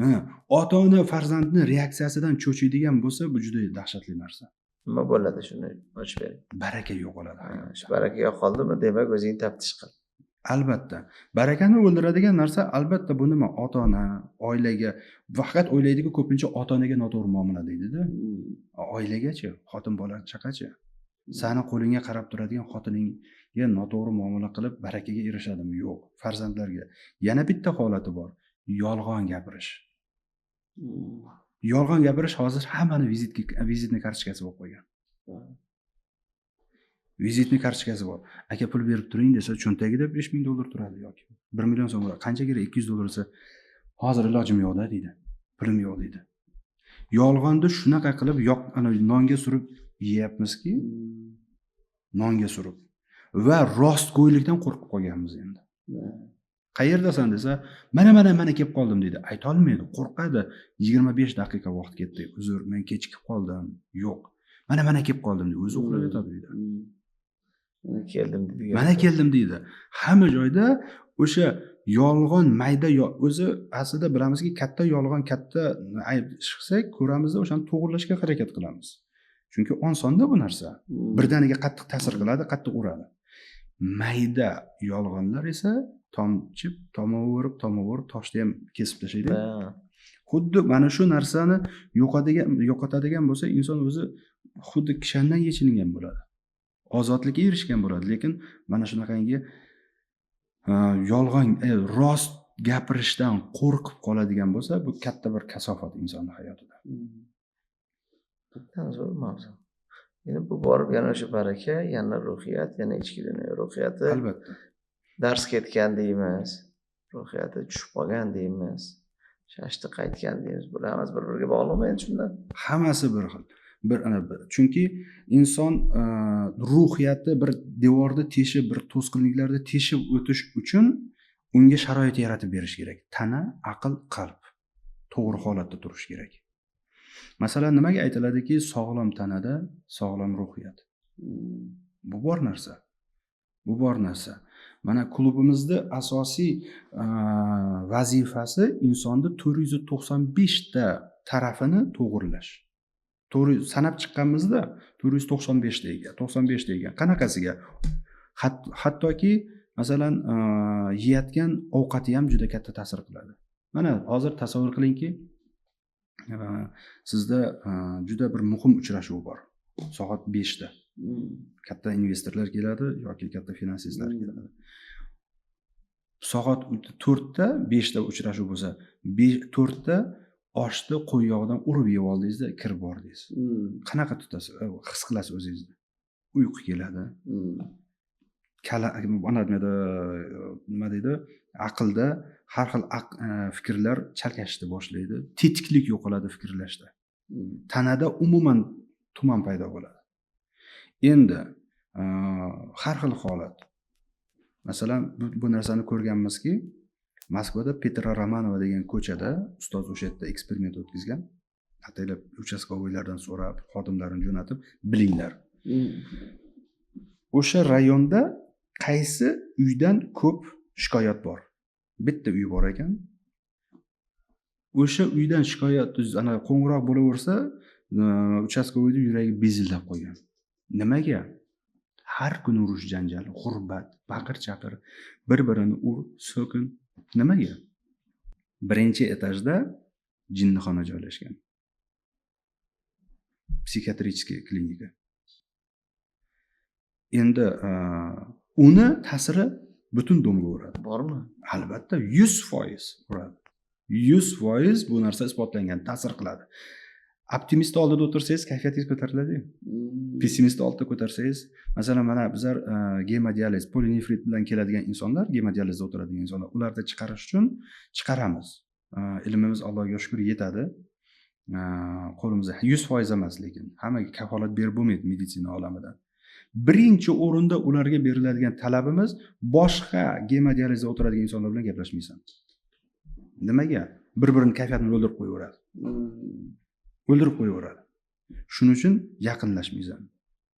To'g'ri, 1,5 yil, 2 yil umuman hojatga bormaydi. 6-8 kuni keladi bizning oldimizga, ilmimiz yetguncha harakat qilamiz, hojatga borishni boshlaydi. 400-500 gram peshob chiqadi. O'sha paydo bo'ldimi? 100% man qilinadi. Ular bilan aloqa qilish to'xtatilish. Nimaga? Odam bir-biriga ta'sir qilib ketaveradi. Juda qattiq ta'sir qiladi bir-biriga ta'sir. Endi 495 tada masalan mana yoz kuni. Yoz kuni qarangda, tanani nimaga mana tana, aql, qalb, ruhiyat bir-biriga juda qattiq ta'sir qiladi degani. Yoz kuni issiq bordingiz, shunday bir yuvinib chiqdingiz. Aqlingiz qanaqa holatda? Qalbingiz qanaqa holatda? Ruhiyatingiz qanaqa holatda? Tana qanaqa holatda? Shunaqa qilib 495 ta. Pul ham bu asosiy hisoblanadi 495 taning ichida. Pulga ham bor shunaqalar. Pul asosiy yo'l emas deydi. Pul asosiy kerak emas deydi. Bu hech narsa emas deydi. Pul ko'paygandan keyin. To'g'ri. Paytda eng muhim omil o'sha bo'ladi. To'g'ri. Nima deydi-yu?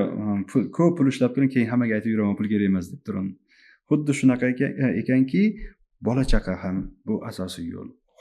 Xotinim, oila ham asosiy yo'l, ota-ona ham. Shunaqa sanab chiqsak, birontasini o'rnini pasaytirish mumkin emas ekan. Muhim omillarni 100% hamma tarafini yaxshilab qarab chiqish kerak. 495 ta.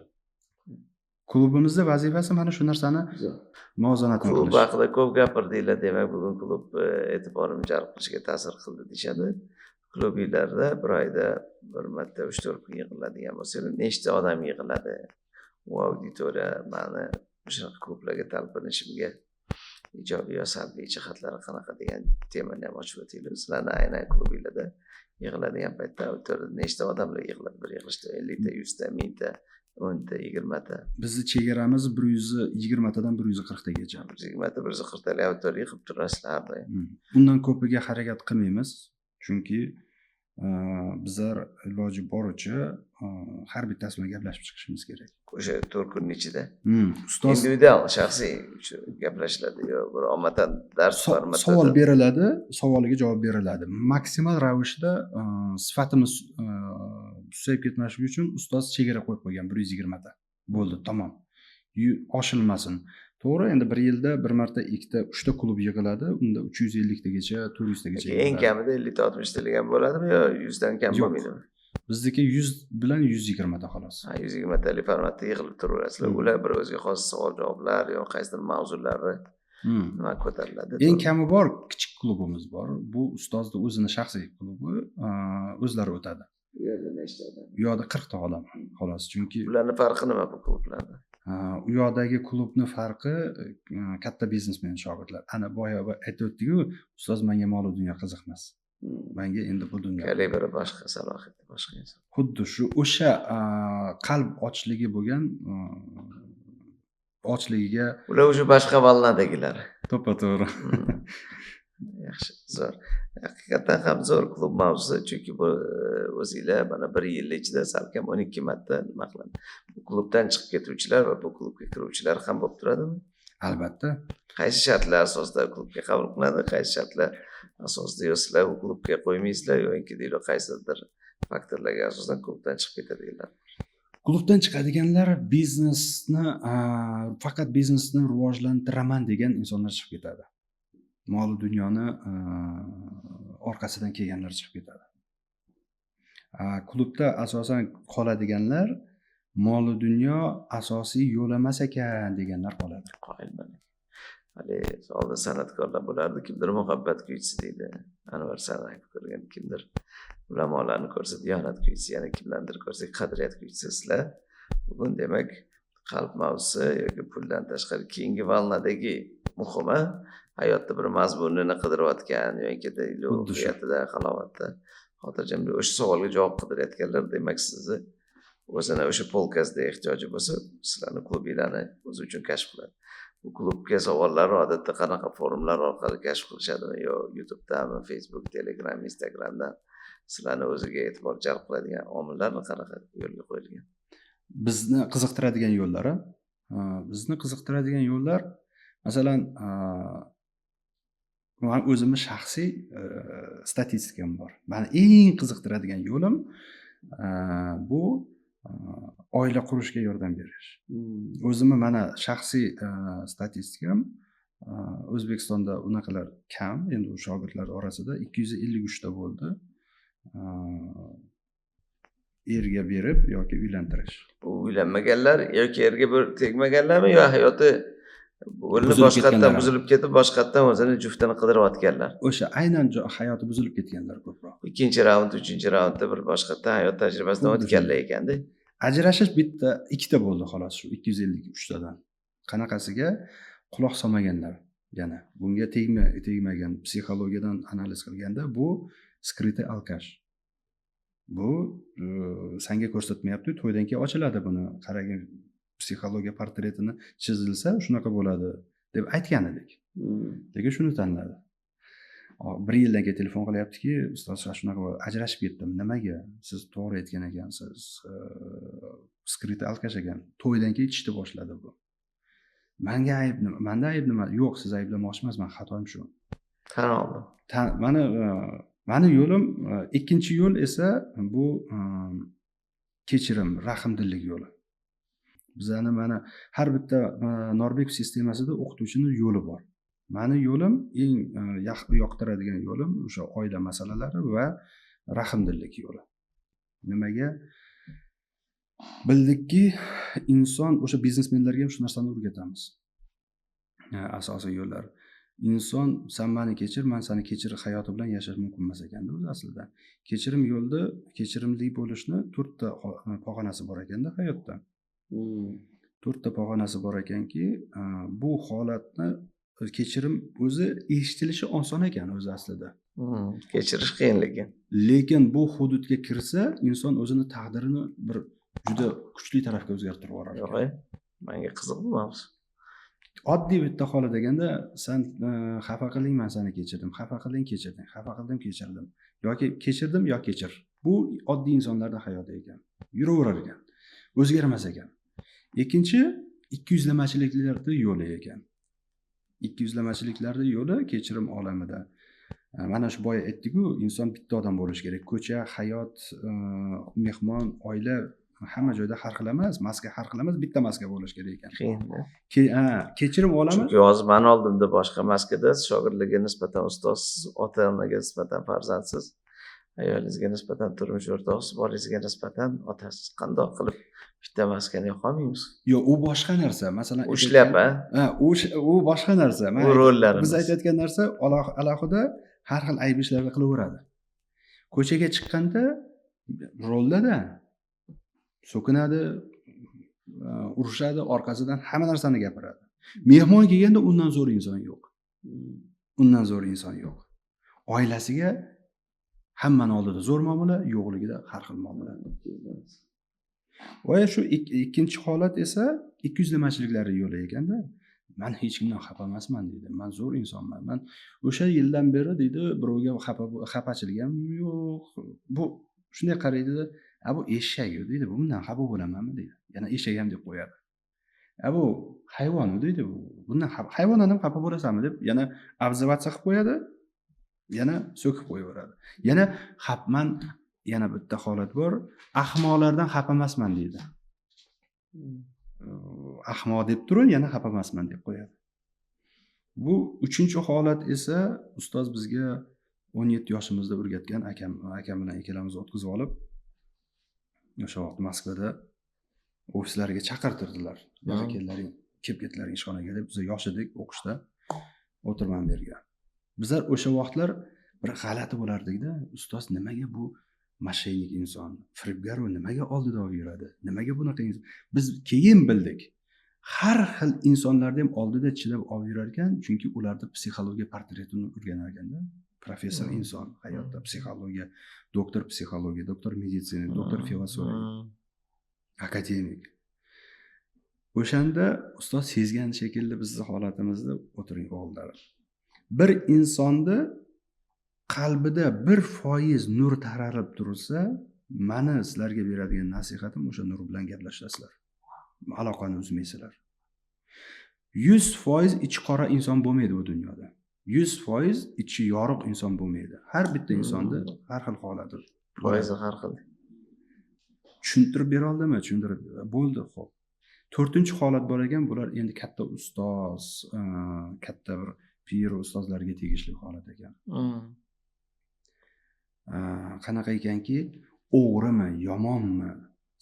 Hattoki yomon insonni qo'lini o'sha ishini ustida ushlab olsa ham rahm shafqat qilar ekan.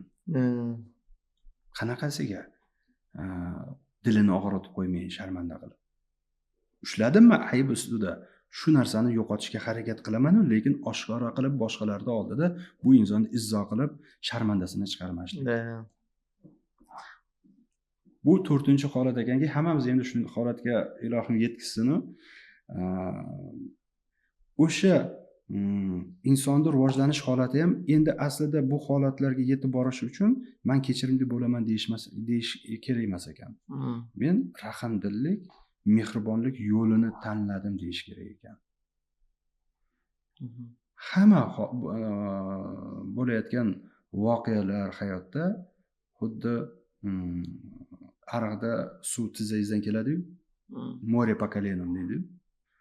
Shunaqa holatda o'tib ketaverar ekan inson. Kechirim mavzusi haqiqatdan ko'p mavzu, odamlar bir-biridan xafagarchiliklar ko'p. Xafa bo'lishimiz orqasida men o'zim kuzatuvlarim noto'g'ri kutuvlarimizdami deb o'ylaymiz.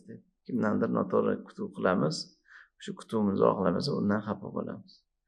Sizni kuzatuvlaringiz bo'yicha boshqacha farq bo'ladigan bo'lsa, uni bir mavzuni yoritsak bo'ladi. To'g'ri, albatta, lekin bitta holat bor-da.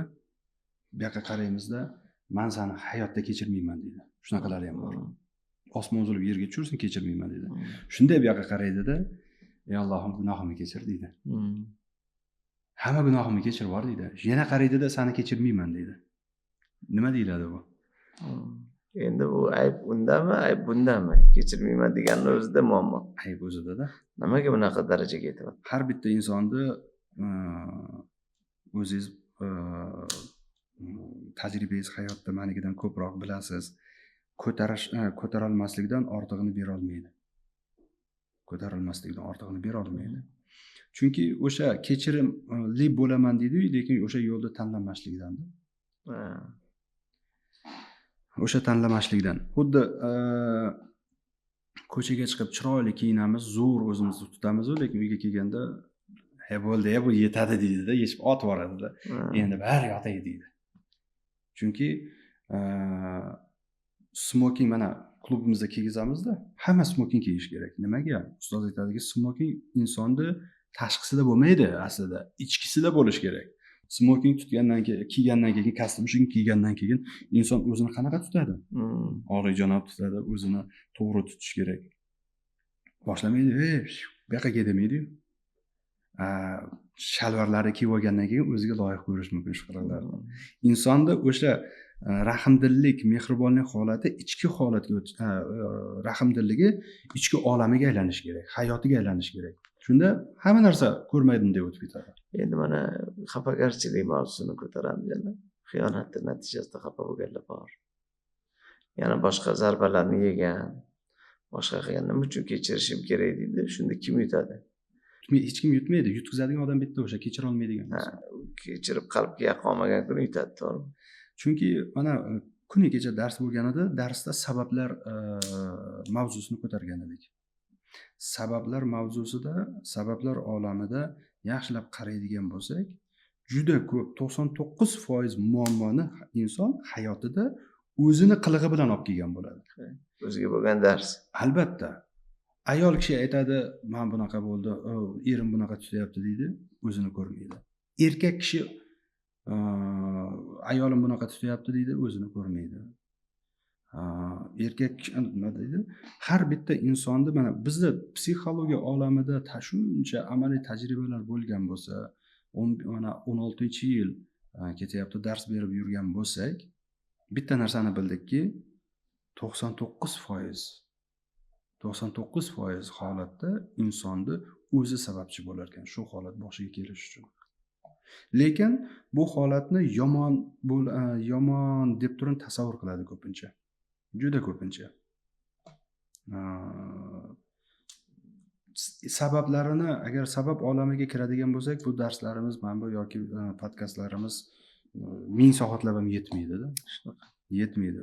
Buni Alloh biluvchi xolos. Sizlarda mana klublar bor, sizlarda kurslar bor, sizlarda forumlar bor, lekin shaxsiy muammosi bor, klubda so'ralmaydi. Forumda so'ralmaydi. Boshqa shunaqa paytda kim murojaat qiladi va qaysi muammolar bilan odatda murojaat qilishadi va qaysi savollarga, qaysi muammolarga yechim topadiganlar odatda murojaat qilishadi. Diniy masalalardan tashqari hammasiga javob berishga harakat qilamiz. Chunki bizning hududimiz emas. Psixologlarni bitta holati bor, uni ochiq-oydin tanamasa, bu adashgan juda bir johil psixolog hisoblanadi. Men hamma tarafga kira olaman deydigan psixolog johil hisoblanadi. Bizda aralashmaydigan, kira olmaydigan va ilmimiz yetmaydigan taraf bu din yo'q, taqiqlangan. Bizniki psixologiya, meditsina bo'ldi. Agar savol javob bo'ladigan bo'lsa, albatta bizlar klub vaqtimizda vaqt ajratamiz, mana markazimizda bemalol xohlagan vaqt kelib, klub ishtirokchilari bizdan talab qilish mumkin. Vaqt ajratsangiz, alohida shaxsiy savolim bor deb turib. Bizda birinchi o'rinda klubniklarni ustida qayg'uradigan masalamiz klub ishtirokchilarini oilang qanday deymiz. Bo'ldi. Undan keyin boshqa mavzularga o'tamiz. O'sha yerda savol javob chiqib keladi. Albatta. Va biz dardi borlik kelsa kerak, yo dardi yo'qlar ham bormi? Bor. Yaxshi xotirjam. Qozog'istondan keladiganlarda bitta qonuni bor, u narsani yaqinda ko'rib qoldik-da. Juda qiziq mavzu. Endi o'ylamasinki, shu holatda yurganlar hammada bu holat deb, bu muammo deb. Muammom bor deydi, biznesim pastga tushib ketyapti deydi. Qanaqa muammo?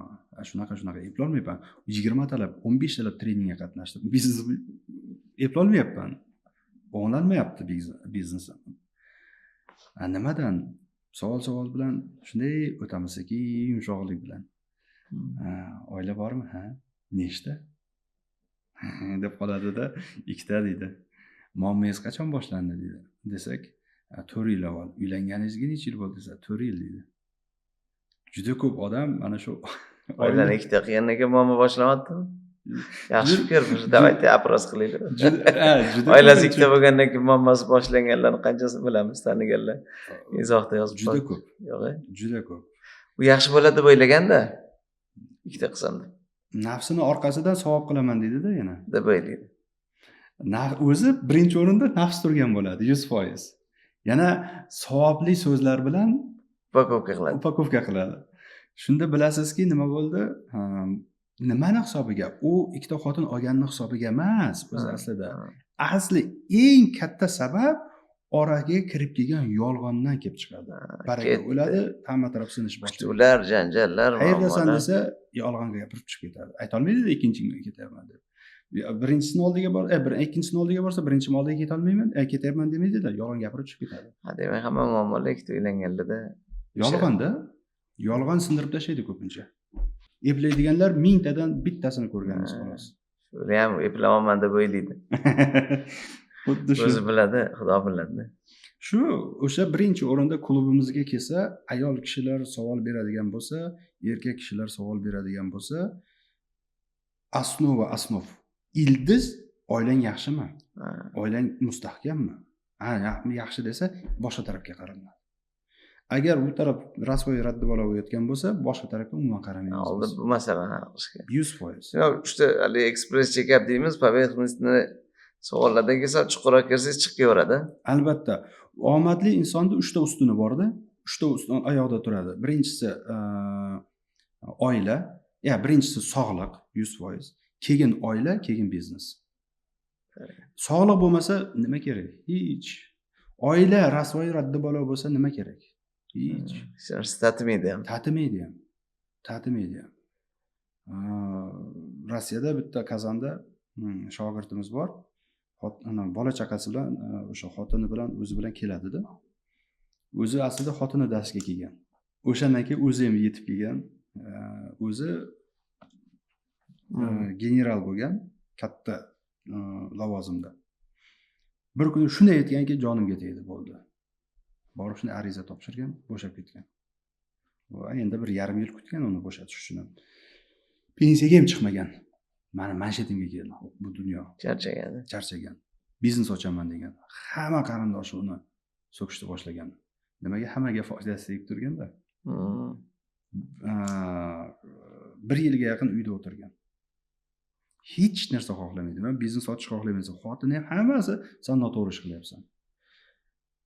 O'sha ayoli savol berganda nima qilay deganda, hozir yugurib borasizda, dadasi, siz nima qilmang, men sizni orqangizda duodaman, gazni bosing. Faqat orqaga qaramang, men sizni qo'llab-quvvatlayman, duodaman, xizmatingizni qilaman, men xatomni tushundim. Siz to'g'ri fikr qilgan ekansiz. Sakarab turganda, xotin aytib beryapti. Shuni sakarab turib, men sizlarga aytgan edim-ku deb uydan chiqib ketgan. 1 oyda biznes ochdi deydi. Men 1,5 yildan keyin borganman yana Kazanga. 1,5 yil ichida aytayaptiki, men bunaqa pulni hayotimda ko'rmaganman deyapti. Baraka ketdi. Burilish nuqtasi nimadan boshlandi? Xotin poddeshga qilgandan keyin erkak kishi o'ylaydiki, ko'pincha menman deb yuboradi-da. Aslida unaqa emasmi? O'zi aslida qanaqa? Ko'pincha ko'rganmisiz, kampiri oldin ketib qolgan chollar. Sinib qoladi. Menman deb yuradi, lekin o'zi aslida sizlar ayol chiroyli qilib mehr berdi. Endi hattoki hayotimizda qaraydigan bo'lsak, butun insoniyat tarixiga qaraydigan bo'lsak, buyuk insonlar orqasida kim turgan bo'ladi? Buyuk ayol turgan bo'ladi. u ayol sababchi emas, ayol qo'llab-quvvatlab Ruhlantiruvchi. xuddi shu. Masalan, uylanishdan oldin mana kenayimga o'sha nima qilishga tayyor bo'lgansiz? Osmondagi oydem olib berishga, to'g'rimi? Hammamiz shunaqa bo'lganmiz-ku. Shu isbotlab berish uchun. Nima uchun? Erkak kishida bir talab bor ekanda, tabiiy talab. Tabiiy talab. O'sha orqasidagi turgan ayol qo'llab-quvvatlab tursa, unga yaxshilik qilish, Zavq oladi. sovg'a qilish, podarka qilish, Energiya bo'ladi. обратно energiya olish uchun-da, ayol kishi buloq hisoblanadi erkak kishiga. Da. O'sha erkak kishi o'sha buloqni xor qilsa, parvarishlamasa, to'g'ri his-tuyg'u chiqadimi? Erkak kishining kuchli hududi biznesmenmi, farqi yo'q, kimligiga qaramasdan ikkita hududi kuchli. Bu tana kuchi, jismoniy kuchligi va aql kuchligi. Shuning uchun ham dunyoda olimlarda orasida kim ko'p? Erkaklar ko'p. 98%, 97%. Ayol kishini olamida eng kuchli xislatlar erkak kishini to'ydirib, erkak kishiga juda katta kuch-quvvat berib turadigan bu his-tuyg'u ishlab chiqaradi ayol kishi. Va maqsadga erishish. Erkak kishida emas, ayol kishida bu juda kuchli. Va biznesmenlar o'ylaydiki, menman deb yuboradi-da, juda ko'pincha. Yaxshilab qarasangiz, biznesmenda yo ona tarafdan juda kuchli qo'llab-quvvatlashish, duo berib turiladi. Energiya potoki. Albatta. Источник energiya. Yoki ayolidan. Peshona qiling, o'zi ikkala kanal ham yaxshi ishlaydi. Agar ikkala taraf ham zo'r ishlagan bo'lsa, bu nima dedi? Xudo bergan. Счастье поцеловала в лоб этому мужчину deydi-yu. Unaqalarni bilasizmi? Unaqalari ham bor.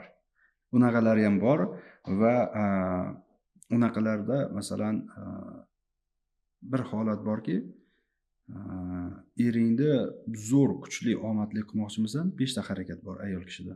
Qiyin emas ular. Birinchi o'rinda yotoq joyi har kuni almashtirilishi kerak. Bu tanaga, ruhiyatga, qalbga ta'sir qiladi. Nima degani almashtirish kerak? Masalan, yangi postelga yotdingiz. Ertalab qanday turasiz? Har kun yangilash kerak. Ayollar bir qarab ko'ringlar. Oxirgi marta qachon almashtirish? Kechagi ovqatni yuvib bermaslik, isitib bermaslik kerak ekan. Yangi svesh tayyorlash. Yaxshisi kamroq qiling, har kun qiling. Har kuni qiling. Yetmay qolsin yaxshisi. Bor, kam ovqat shirin tuyuladi-yu. Kechagi ovqatni isitib bergandan ko'ra. Uchinchisi kechagi ust-boshni kiymaslik kerak ekan. Qarang, har kun svesh. Chunki bitta narsa borda, положительный energiya bor, отрицательный energiya bor. Eng yomoni seri energiya bor.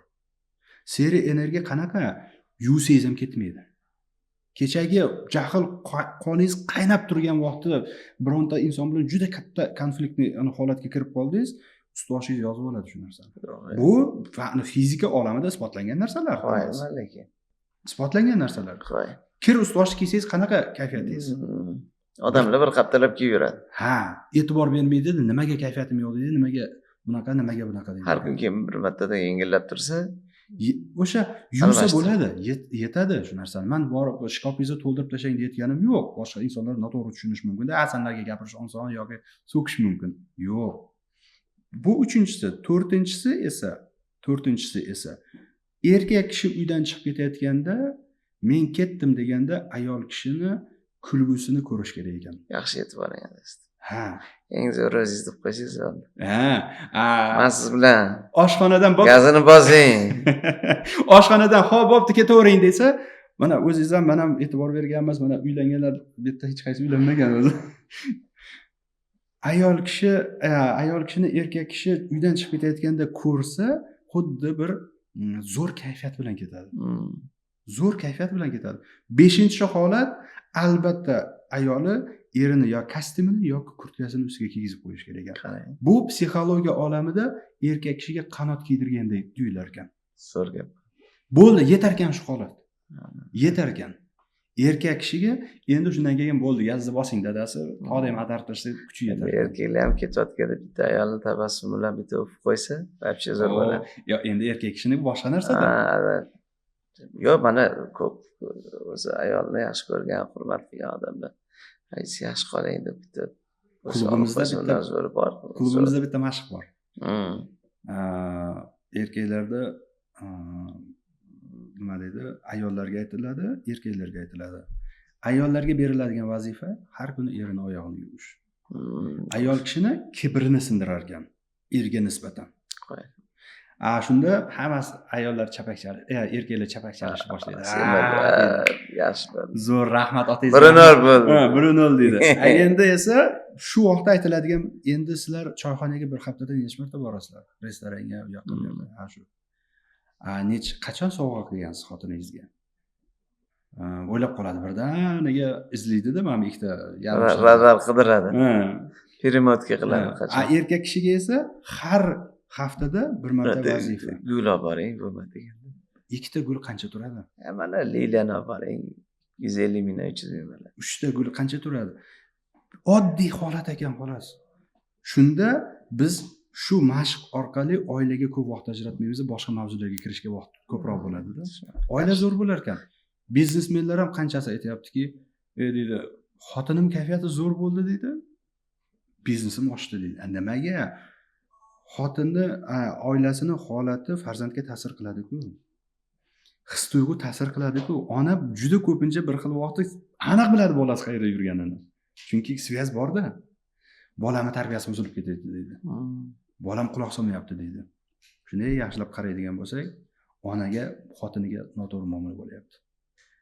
Xotinini kayfiyatini zo'r ko'taradi, sovg'a, tabassum qilib, kompliment qiladi, bola birdaniga o'zgaradi.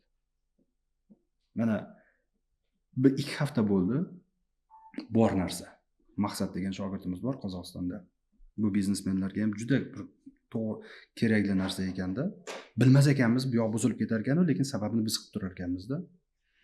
Nima bo'lar ekan, nima bo'ldiki, общепитлari bor Qozog'istonda. Usk-Kamenogorskda, Almatada, Astonada. Qizig'i nima?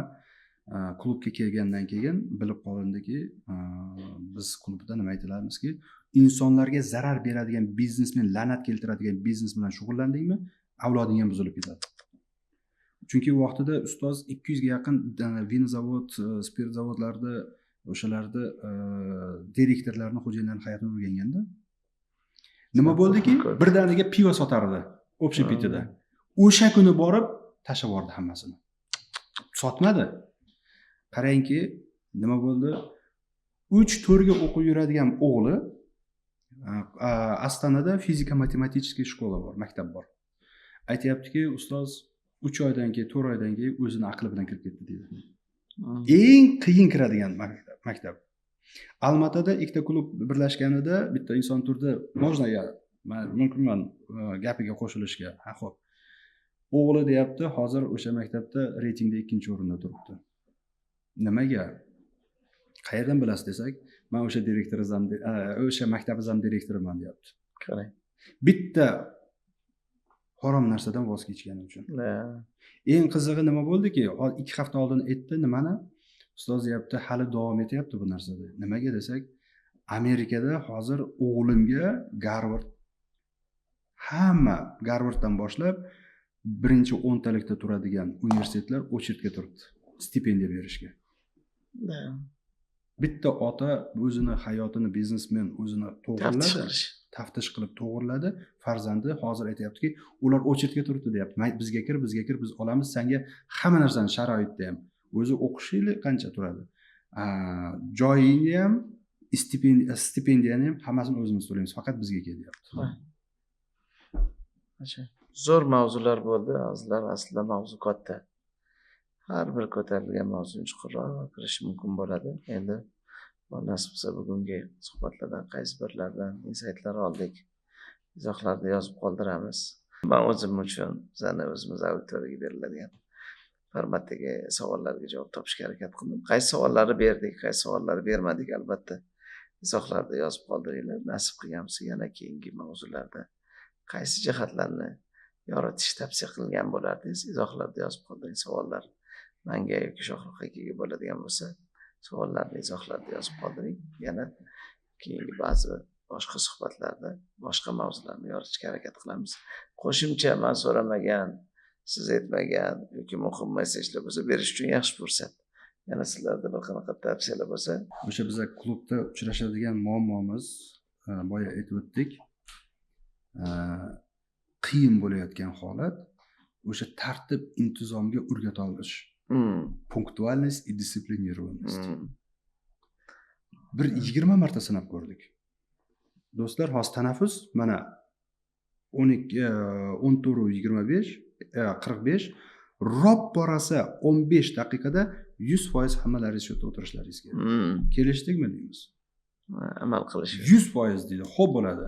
50% yo'q. Shunaqa bu endi o'zbekka tekkan kasal. Hojiboy Tojiboyev konsertida ham 7:30da kirib kelganda o'sha fragment esimda. Siz kech qolmadingiz, biz vaqtli boshladik o'zaro, sekin o'tiravering degan joylar bor. Yaponiyaga bordik. Hammamiz o'sha 17:05 da avtobus jiddisi 17:00 kelib gap sotib 17:15 ga cho'zilganda 5-6 bolalar qolib ketganini ko'rdik.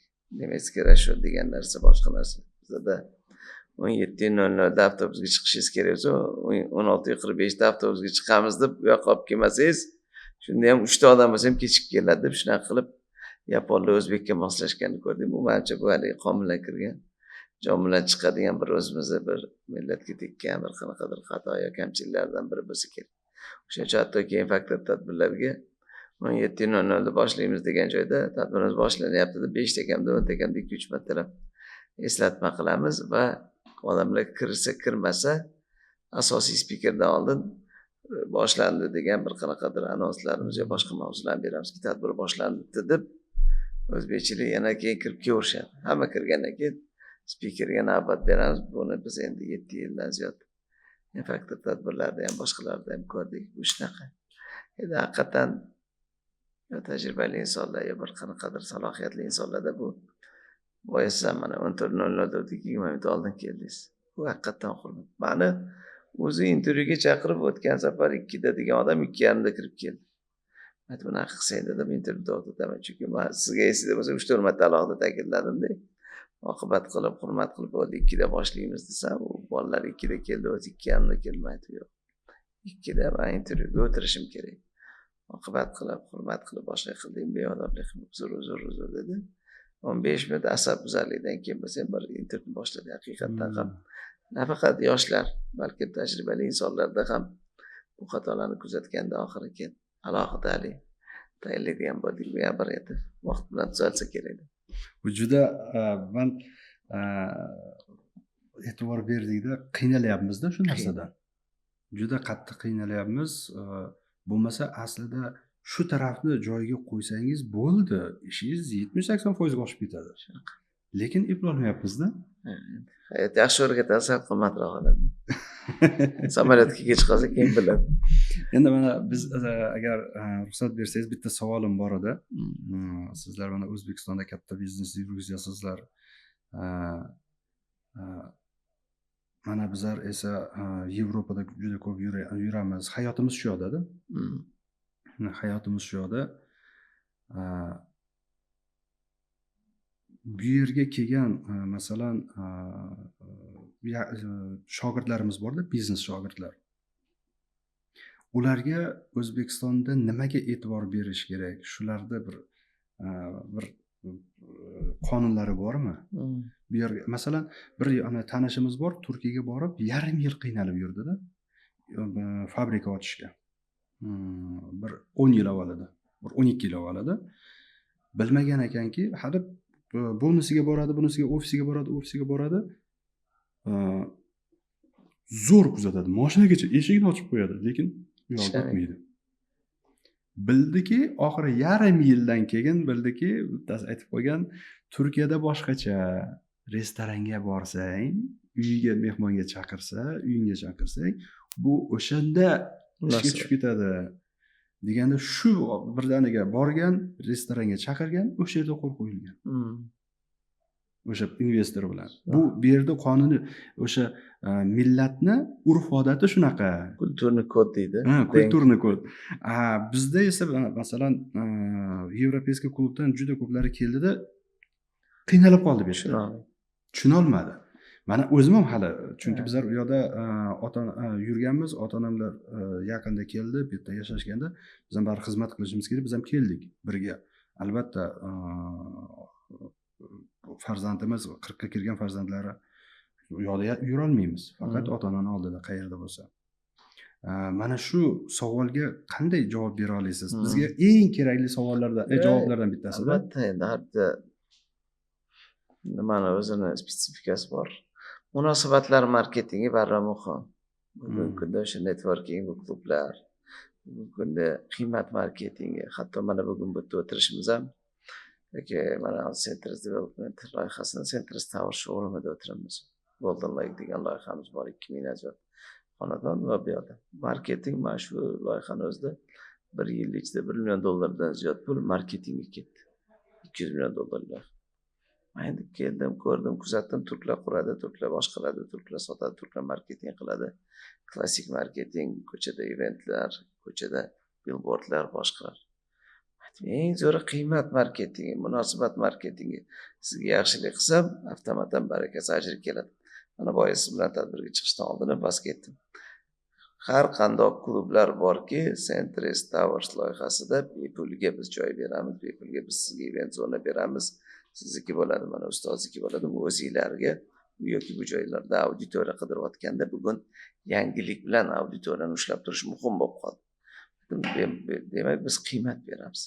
Kelish zo'r, lokatsiyamiz zo'r, parkovkamiz zo'r, markazda joyimiz zo'r, joy kofelarni, joylarni, mikrofonlar hammasini, hatto fotograf, videograflarni ham bonus sifatida kompliment beramiz.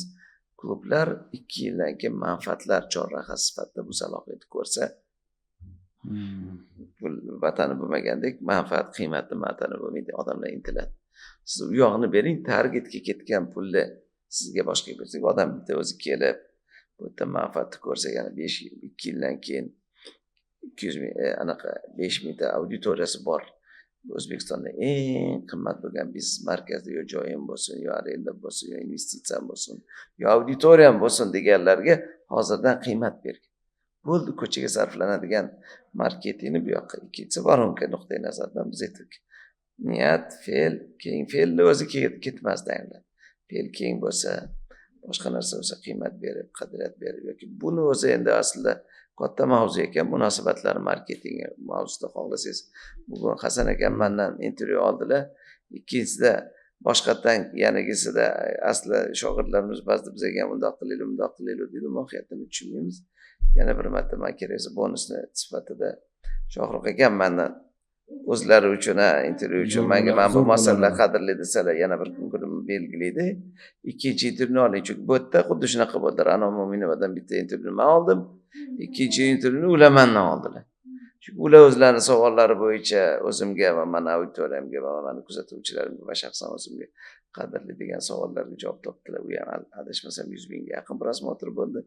Men olganim ham 100 mingga yaqin prosmotr bo'ldi. Ikkita auditoriya bir-birini kashf qildi. O'shaning uchun bugun siz bu yoqqa kelganingiz, siz inson sifatida kashf qilishi o'zingizga, o'zimizga qadrli bo'lgan savolni mehmonimizdan olamiz. Har bitta mehmonning o'zining auditoriyasi bor. Qiymat berish evaziga insonlar bizani ham muxlislar sizlarni kuzatadi. Sizlarni muxlislar bizani kuzatadi. Muxlislar birlashadi. Matematikada 1 + 1 2 bo'lsa, hayotda 1 + 1 11 bo'ladi. Auditoriya va varonka ko'paygandan keyin baribir qaysidir savoliga bunda boyga aytganingizdek yo xafagarchilik mavzusi, yo xotin mavzusi, yo ikkinchi xotin mavzusi boshqasi bunda qitalagandan keyin shu Shohruh akam oldilariga borishim kerak ekan. Borgandan keyin avtomatim siz YouTube'ingizni, ijtimoiy tarmoqingizni kuzatadi, yo klubingiz a'zosi bo'ladi, yoki deyli boyga aytgandek 5-6 ta narsani kompliment sifatida olgandan keyin notiq haq hurmati finansiy modelimiz dohodimizni ta'minlaydigan barakasi va ajrini oladi. O'ylayman bitta qilib aytganda M-faktori yoki bizani ko'pchilik kuzatamiz, havas qilamiz, muxlis sifatida yo qadriyat sifatida yo deyli ustoz sifatida e'tirof qilamiz deganlar yoki sizning muvaffaqiyatingiz omili mana jihatlar deydi. Men o'ylaymanki shu samimiyatda, qiymat berishda va qadriyatda.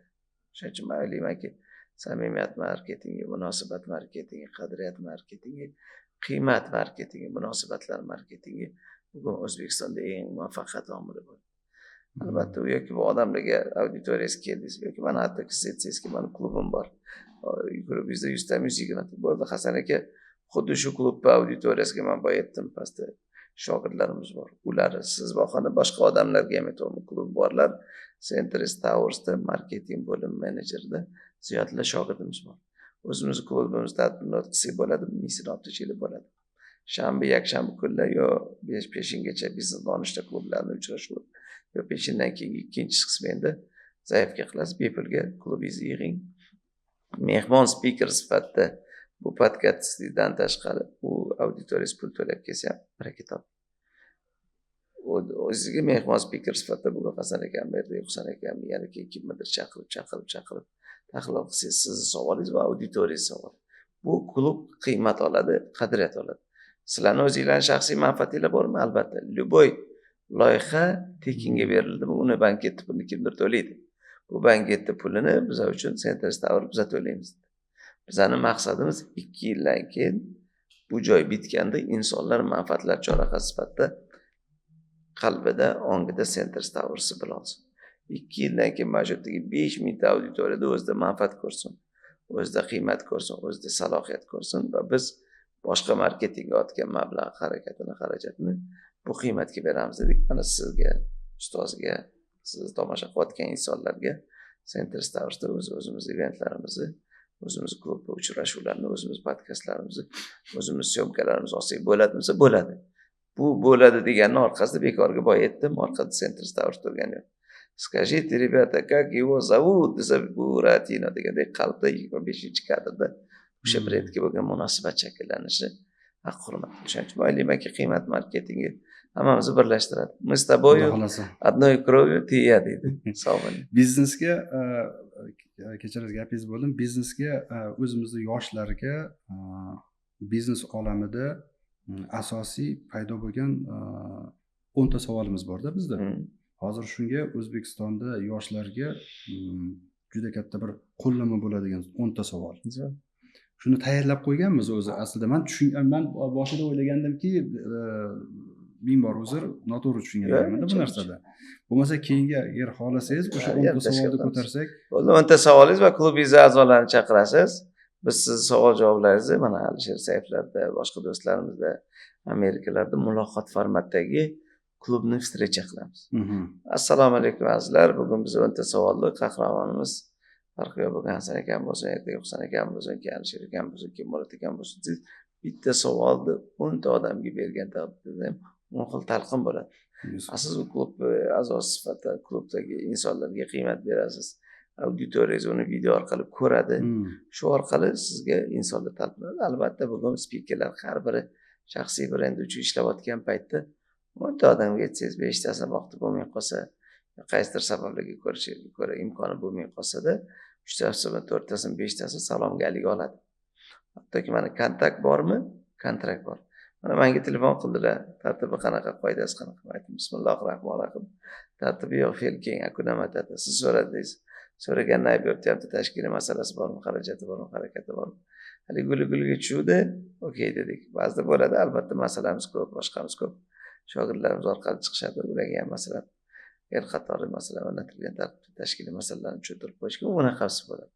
Lekin baribir ustozlarga bo'lgan hurmat, azizlarni biz mutaqaddirdan sifatida yoshligimizda uyimizda ko'rganmiz, kuzatganmiz. Mana bugun nasib qilgan ekan ko'rishdik. Bugungi uchrashuv davomli o'laroq keyingi tadbirimizni shu daraja qilsak bo'ladimi desanglar, behijolat shogirdlarga aytinglar, klubinglardagi 100 dan ziyod kelamiz deganlarni 60 tasiga bittasiga shanba kuni, bittasiga yakshanba kuni ertalabki biznes breakfast format deydi.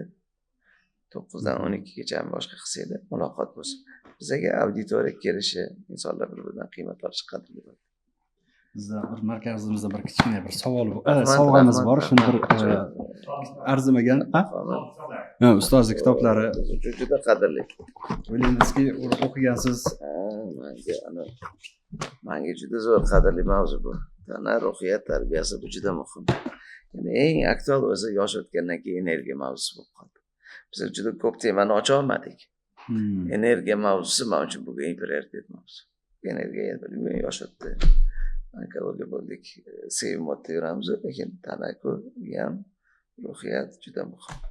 Million tekin maslahat topish, jo'jalar qayerda ishlaydi, qishlaydi. Juda zo'r. O'z ustingda ishla. Norbek mahsulotlar va 20 ta hayot. Xato. Bu kitob ustoz bilan ustozni do'sti bor, Maykl Rouch degan. Ikkalasi bu kitobni birgalikda yozishgan. U kishi ham juda bir manax bo'lgan va keyin bitta katta biznes imperiya yaratgan Amerikada.